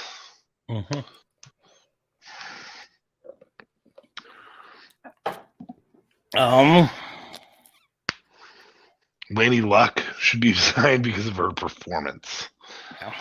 And her gimmick. Gosh, she's just a bitch. It's great. Me also living by the sword there. I cannot blame you for that. They're a little old to be the future of wrestling, but I cannot blame you for that.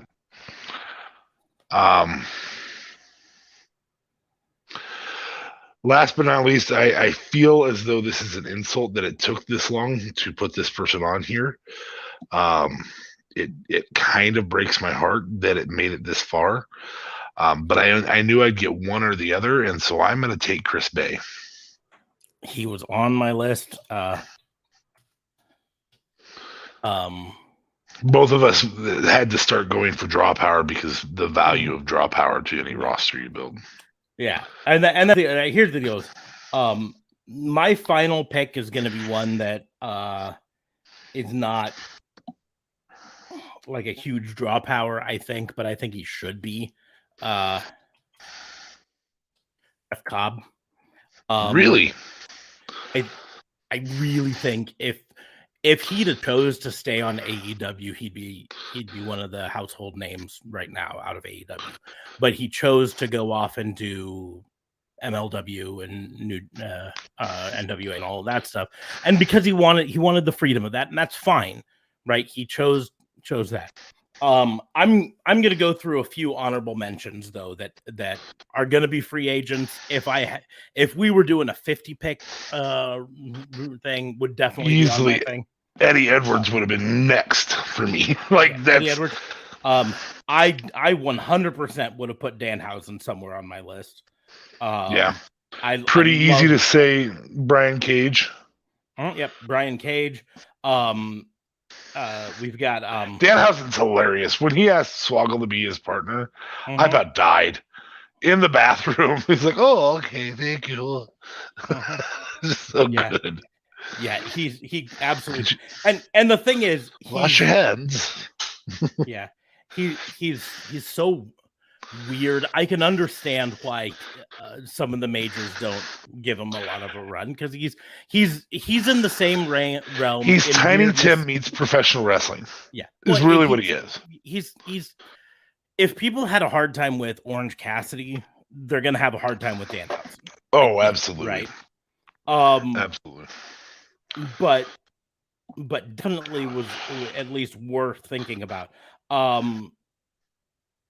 Another one that was going to be on my list, but it just didn't make it, is Jacob Fatu. He's the current MLW champion, I think. An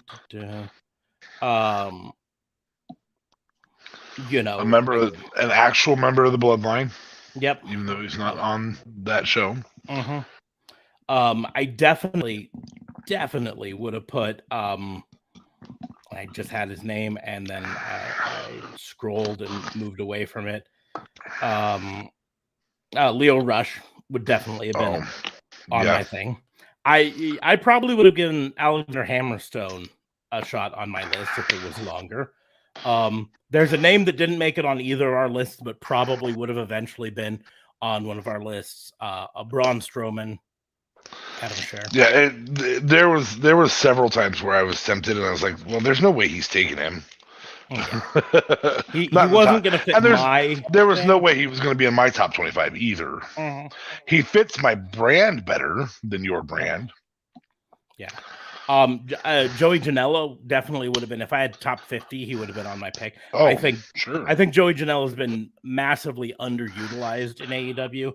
I just don't think they've figured out what to use him for. There's a lot of AAA like Bandito or El Hijo del Vikingo that definitely could be on it. Brian Pillman Jr. definitely could be somewhere on one of our lists. Andrade. Yeah, Andrade didn't make our list. Malachi Black didn't make our list, and really should have. Those are draw names that probably should have been on our list, but we also wanted to build the future, and as podcasters have more exposure than a lot of other people do too. Kazarian didn't make it on either of our lists, but probably should. I would call Kazarian a has-been. I hate to say that, and I know I'm going to catch some heat, but I feel like Kazarian's a has-been. I feel like he's on his way down, but I think he's got draw power still, at least some. Right. So Evil Uno and Stu Grayson didn't make it on either of our lists. Really easy tag team to throw on just about anywhere. Yeah, exactly. Kenta didn't make it on either of our lists. Ichiro Suzuki.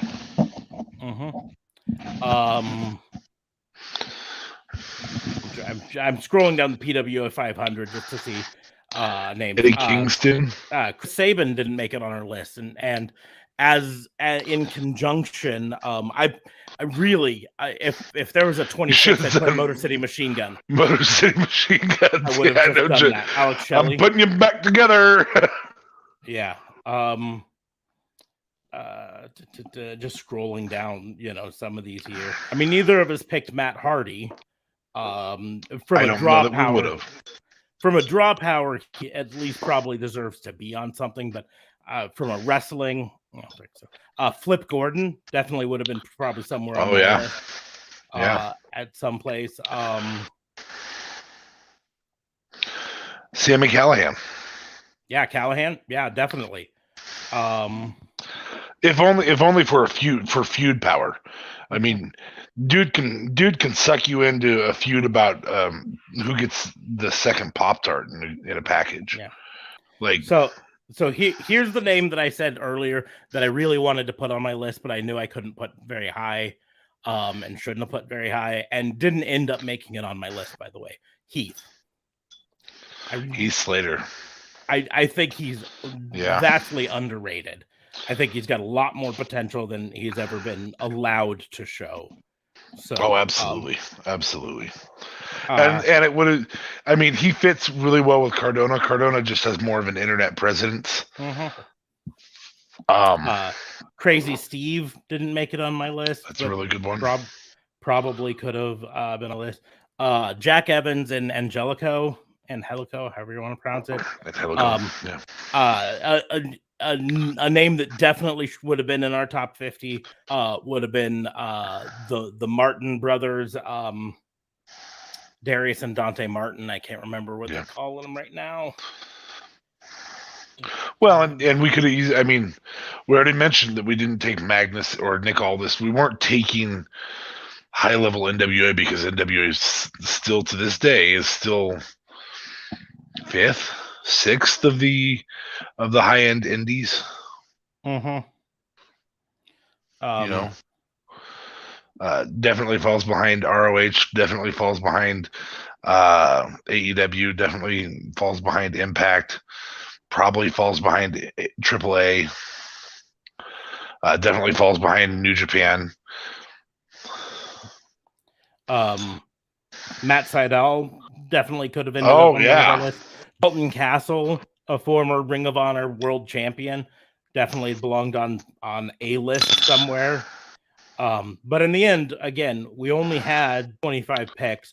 We had to be a little selective. And yeah, we may have, and by we, I mean me, wasted some picks on Silver and Reynolds. And, you know, arguably EC3. I just think he's got a lot of potential star power to it. Well, I mean, I wasted a pick on Jericho in terms of long term, but that's an immediate viewership. Mm-hmm. You know, same with CM Punk. CM Punk's probably got 6-7 years here. Yeah, if even realistically, that,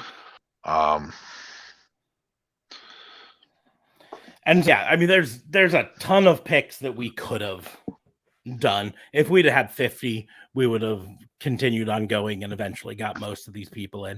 But in the end, again, there's PWO 500, and even at 50 picks, we were choosing 1/5 of them maximum. You know what I mean? Yeah. Or no, total, yeah. You know, and so yeah, that is our realistic draft. WWE realistic draft.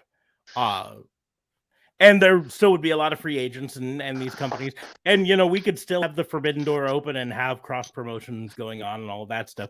So effectively, us splitting up the Elite on 2 different brands still could have the Elite appear on either brand if we really wanted to. Would do exactly what's being done right now. I mean, you know what wouldn't have happened if we'd have gone to 50? Brandon Cutler would not have made either roster.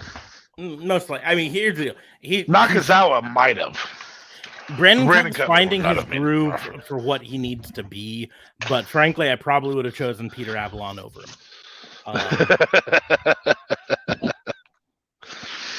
Oh, that's fun. I'd have chosen GPA over him. Yeah, most likely. In a heartbeat. Christian Cage still available? Yeah. Well, yeah. I mean, when you talk about that in terms of draw power, we have Christian Cage still available. We have Mark Henry and Paul White still available, and neither of those are going to be like full-time wrestler, but those are draw power names theoretically.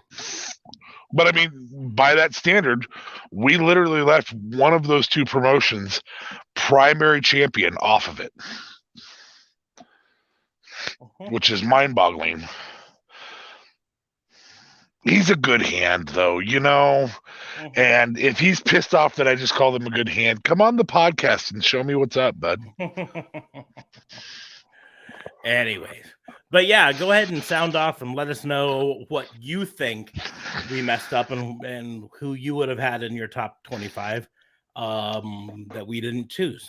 So we're going to go ahead and move on out of that and move on to our other game. Go ahead and move that.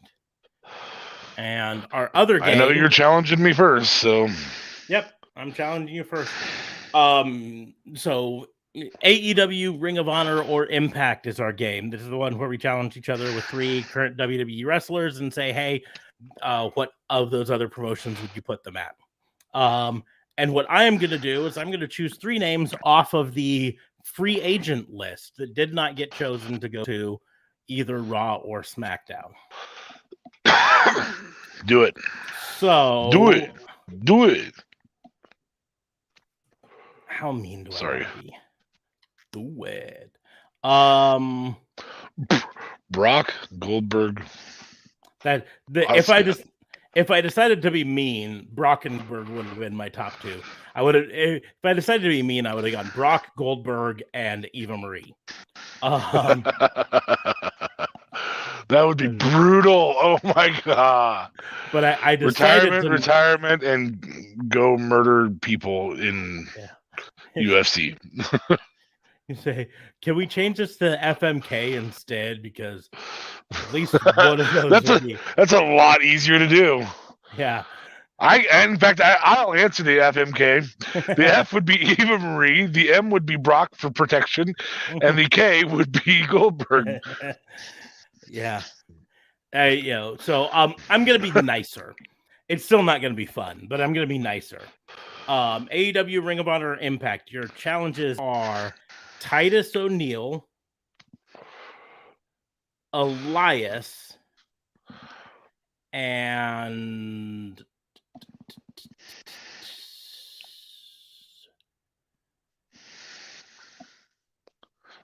Lacey Evans, even though she's out with the baby. Prager's. All right.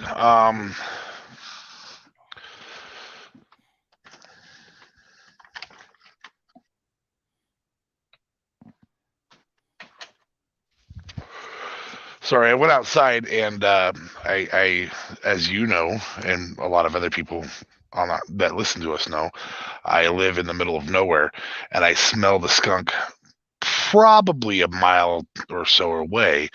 But I needed to turn on a light to make sure he didn't pursue this direction.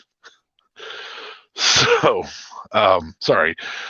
I also smell a skunk in this challenge. Because it's going to make me sound like a terrible human being, but I'm going to go with where they should actually end up. Elias is a gimmick wrestler, and he can play a great gimmick. AEW is not made for gimmicks. So I say that, but of course they have Orange Cassidy. So I am kind of effing myself over with that statement. Lacey Evans is better than Smarks gives her credit for. So she's going to AEW. Elias will go to Impact, as he can grab onto a gimmick and do whatever he wants. And this means that Titus O'Neil is going to do a good Titus Worldwide at ROH. And anytime they go somewhere, he's going to get sponsorship from small local company. Jim's Transmissions. So to just for information's sake, if I'd have gone with my first instinct and had been Titus O'Neil, Elias, and Eva Marie, how would it have changed your? Eva Marie would have retired. She would have gone to ROH. It seems like anybody who goes through ROH learns how to wrestle pretty good. So, and I hate to say it, I love that Titus gimmick that you and I have created, and other people and WWE just simply will not use.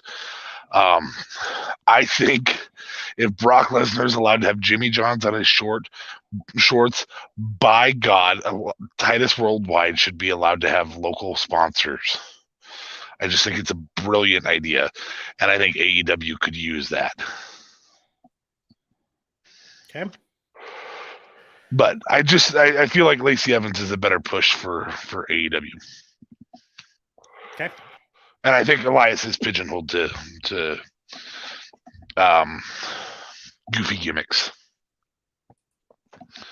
I hate saying that because he's a really talented performer.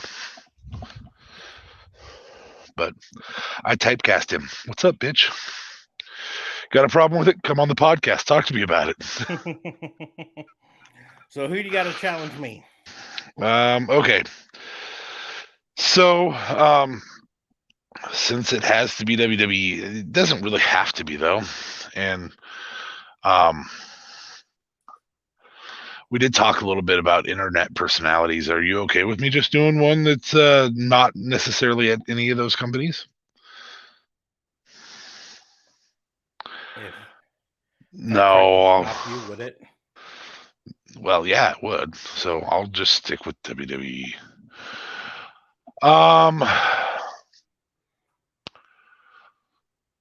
We're gonna do recently misused WWE wrestlers.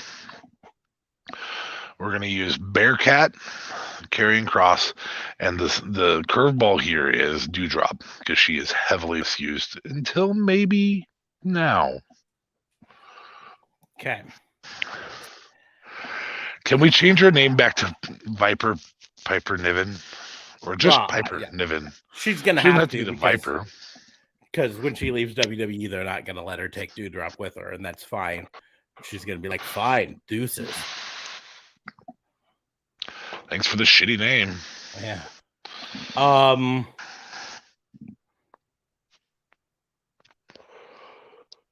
This is tough. Yeah, because these are all actually good ones. Yeah.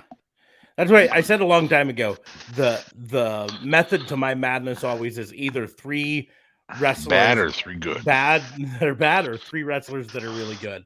Because either 3 way liked or disliked. Mm-hmm. Either way is tough. If you put 1 that you really like and 2 you don't like in there, then the answers are really easy for the, you know what I mean? Yeah. Like your choices are Adam Cole, and then Eva Marie, and Goldberg. Yeah. Okay. Yep, I know this answer's bam, bam, bam. Exactly. And so God, I wish they would do that Titus Worldwide gimmick. While you're thinking, I'm just going to give people the rundown of what we really thought. And this actually occurred when he had Apollo with him. We truly thought if he's the guy who helps them make money, then obviously he's got to find a way to make them more money than WWE's giving them. And so, one of the ways that Brock Lesnar is allowed to make more money than anybody else is that he has sponsors on his shorts. And so we thought, what a great thing to have, a henna tattoo on Dana Brooke that day that says Jim's Transmissions of Tuscaloosa, Alabama. Visit Jim's Transmissions for all your transmission needs and get an actual company. Just be like, hey, we're going to give you worldwide advertising today. And that's it. I just think it would work really, really well. Get real companies. Don't actually charge them. Or if you want to charge them $5, So I feel like every other time that Keith Lee has been on this, I put him in AEW. I don't think it happens this time. But yeah, I don't think it does this time. For a couple reasons. I just don't want to be that guy who's always like, Keith Lee to AEW. I think Keith Lee could go any of those places and thrive, as long as they allowed him to. So I think in this case,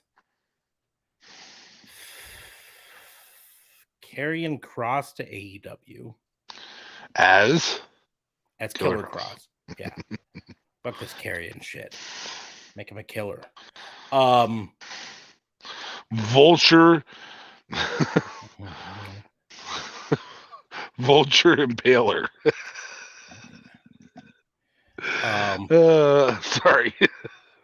Doudrop, aka Piper Niven to Impact. Ooh. I didn't see that coming. They've got the most developed women's division, and let's be honest, Piper Niven versus Jordynne Grace match would be fire. Or Deonna Purrazzo, or Deonna Purrazzo. I mean, yeah, they all would be, but how much fun would Piper Niven Rosemary? Fantastic. Piper Niven DK? Wonderful. But so that leaves Keith Lee to Ring of Honor. Maybe not the absolute best fit for him, but again, I think he could go any of those places and thrive as long as they allowed him to. Oh, I mean, I think you imagine is it Joey? Their champion, Joey. That's not Their Joey. Anyway, current champion. yeah. I'm trying to remember because it was Rush, but Yeah. You could go Jonathan Gresham. Would be gold there. yeah. He was their pure champion.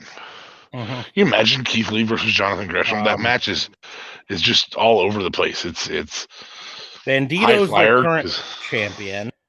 Dragon Lee's their television champion. Josh Woods their pure champion. That's who I was thinking of. Josh Woods. Yeah, he's the one who beat.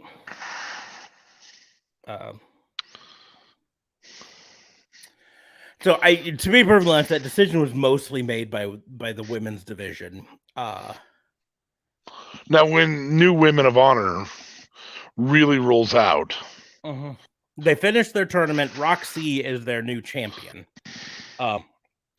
However, their division still is relatively. I'm trying to choose my words here because I don't want to say anything like weak or light, because it's not. They've got some good wrestlers, or at least good relatively women wrestlers. Aged. Well, there's a little bit of age, and then there's a lot of youth. Like Roxy is, if I'm correct, she's only like 20. Let's see what Wikipedia says. 19. So she's. I haven't seen her wrestle, so I can't say that she's great or not. She's obviously good enough that Ring of Honor decided to make her their inaugural Ring of Honor Women's Champion. But Mandy Leon, Angelina Love, are all wrestlers that have been around for a while. You've got Miranda Alizé, who's wrestled, I believe, on AEW Dark a few times, but also was, I believe, in one of the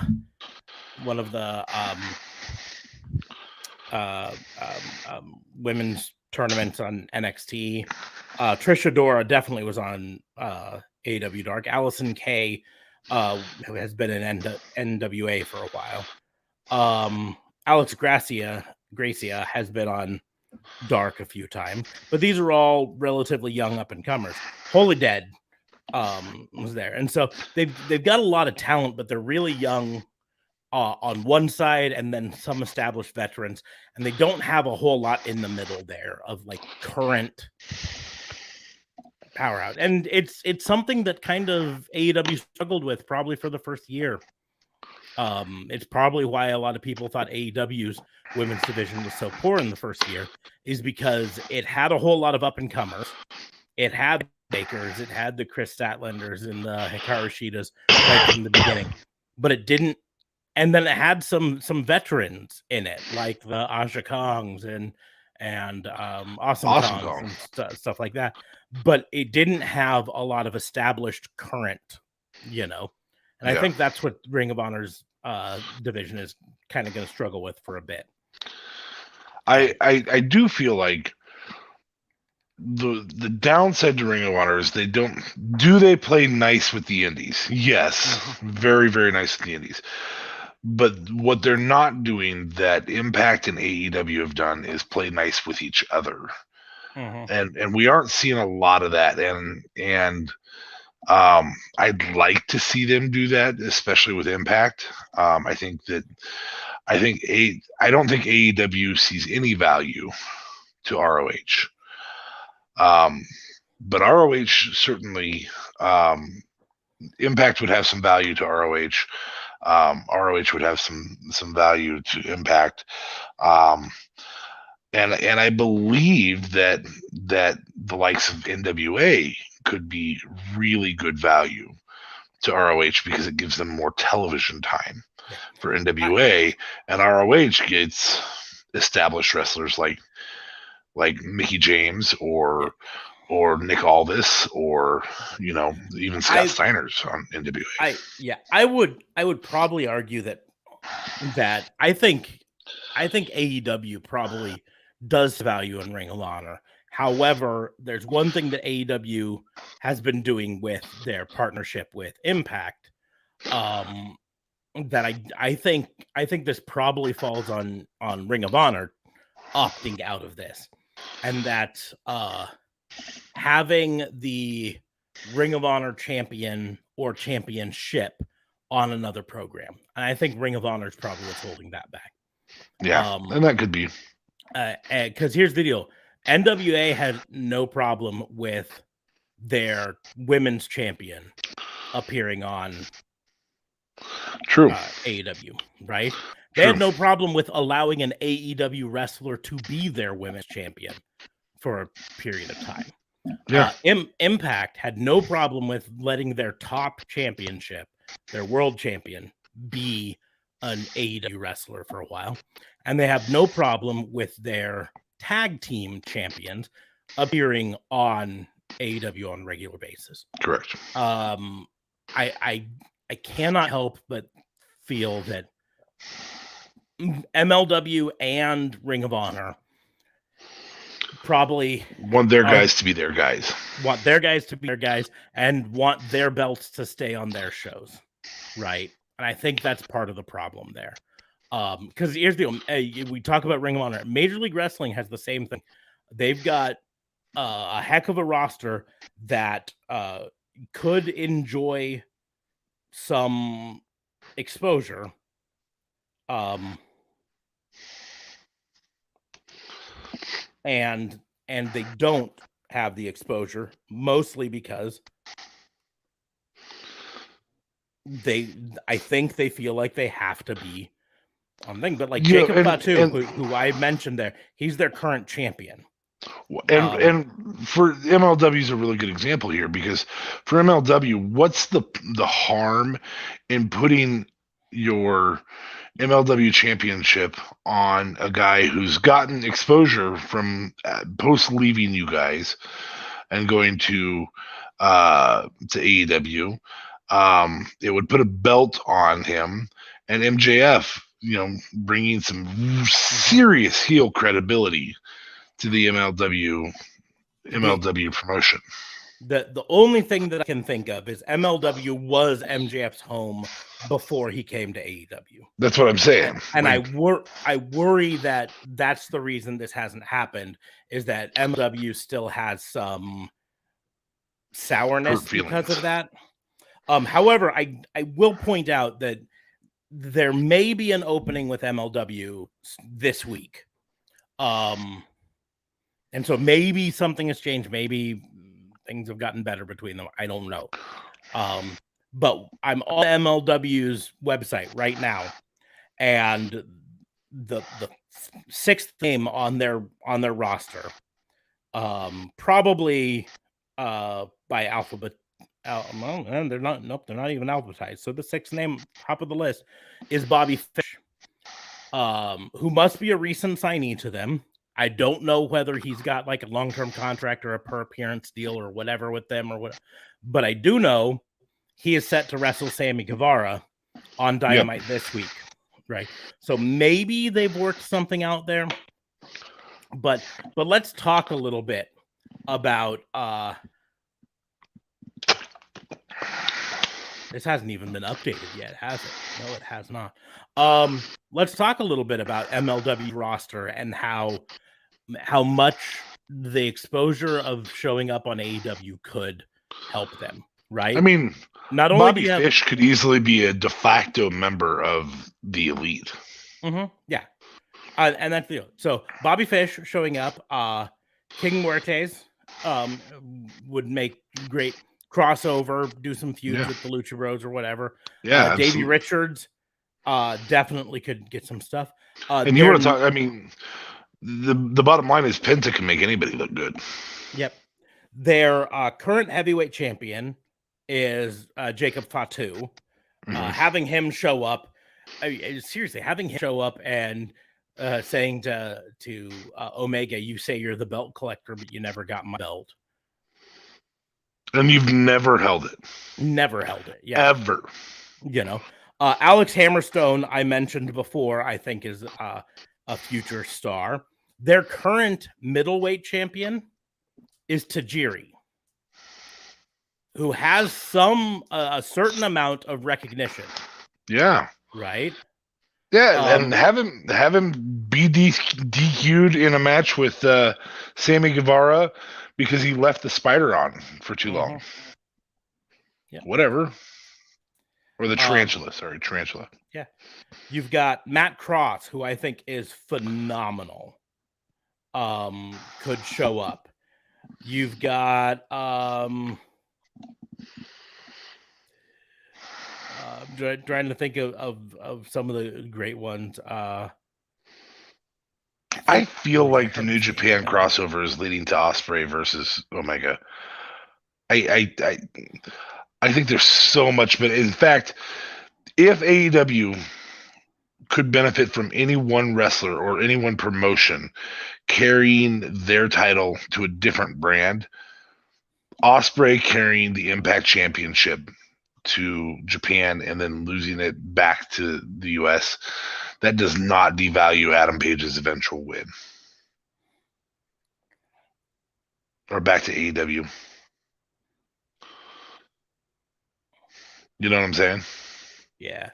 So now I'm going over to NWA. Look at their roster, because it sure would be nice if we got at least a few more NWA appearances. They don't even have a roster page, do they? Oh. See, and I think that crossover, that's Nick Aldis, Christian Cage all day long. I really think that is. That's the match. I'd rather see Nick Aldis, Christian Cage versus Nick Aldis, Omega. I wouldn't mark out for Nick Aldis versus Omega, but I would for Christian Cage. Their styles work. There we go. So Nick Aldis, of course. Damian Sandow's technically on there. This website sucks. Okay. I'll find a different. Oh, maybe we found NWA's problem. The thing is, it wasn't NWA's website. It was a different website because NWA doesn't have a roster page on their website. Because technically they're all the indies under one roof. Yeah. They do rely heavily on the indies. But Chris Adonis would be a good one to show up. The Pope, Homicide actually did show up. Pope would be kind of cool. Yeah. Matt Cross, who also is an MLW, so having him show up.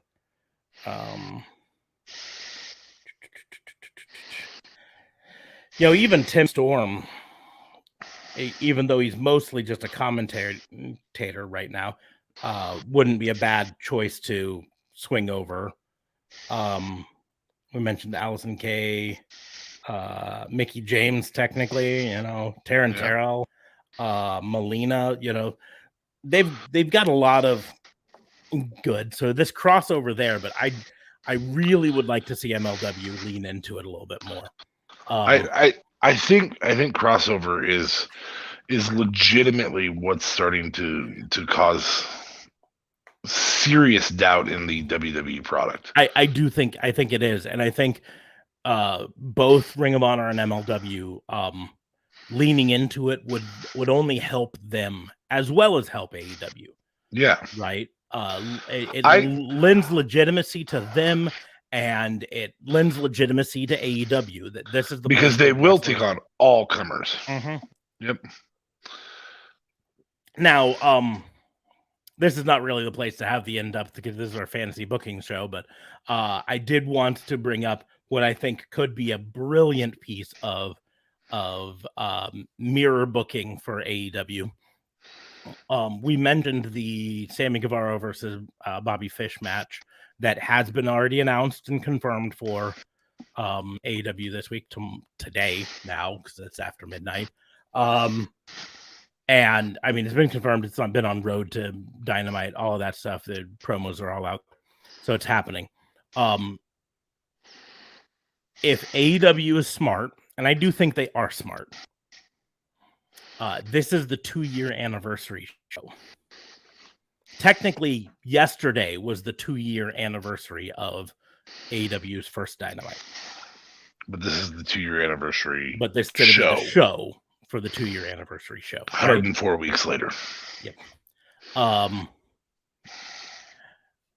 Who wrestled the very first match on AEW Dynamite?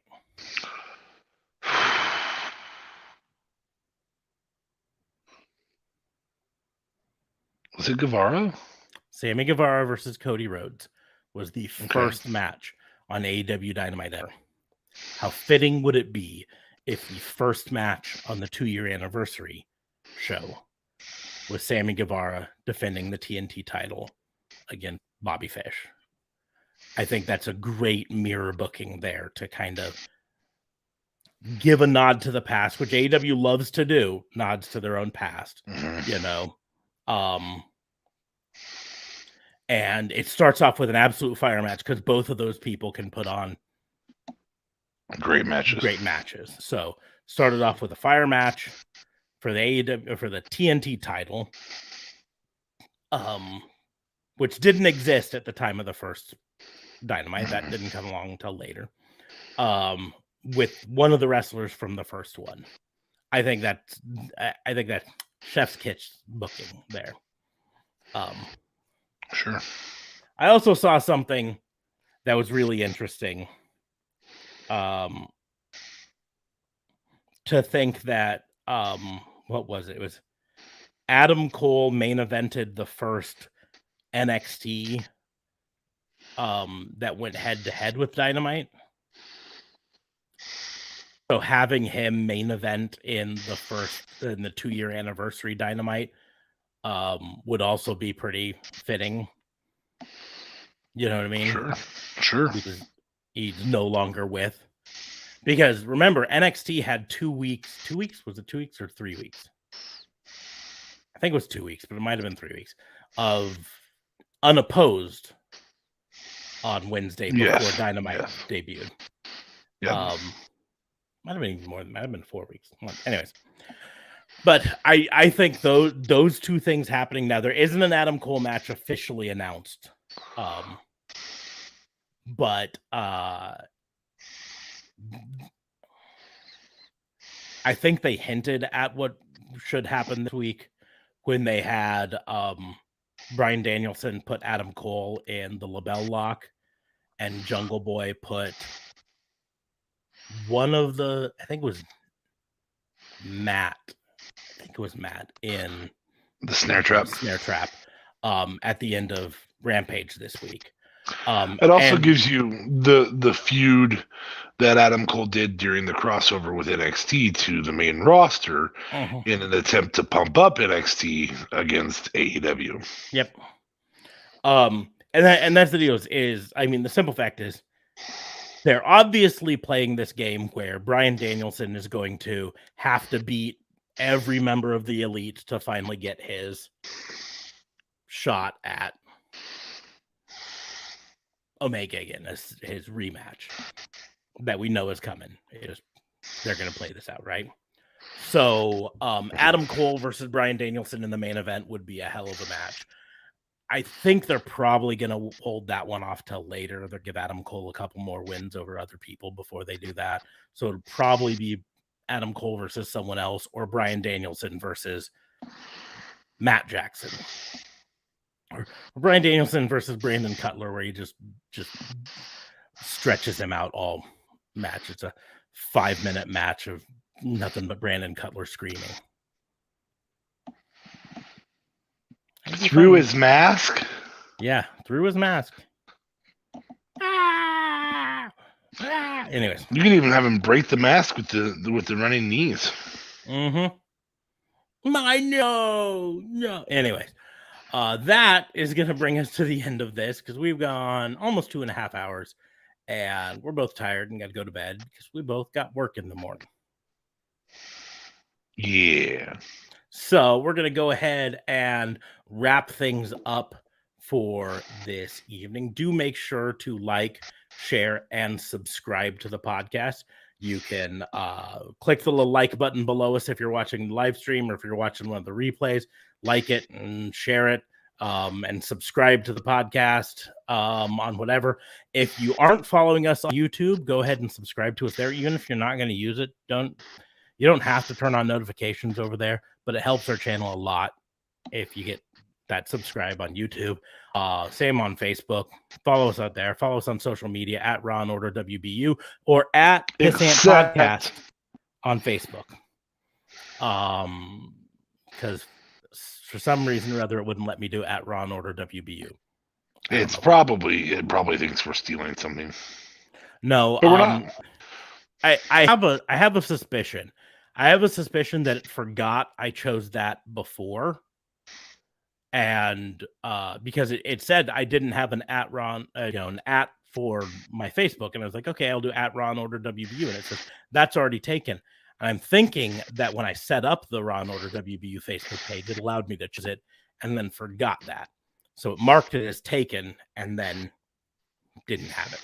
So, but that's fine. We're the at Pissant Podcast on Facebook. So, but like, share, and subscribe. Follow us on those social medias. Follow me on any of the social media at Ron or WBU. That's TikTok, Twitter, Instagram, Facebook. You can follow me there. All of those things, great places.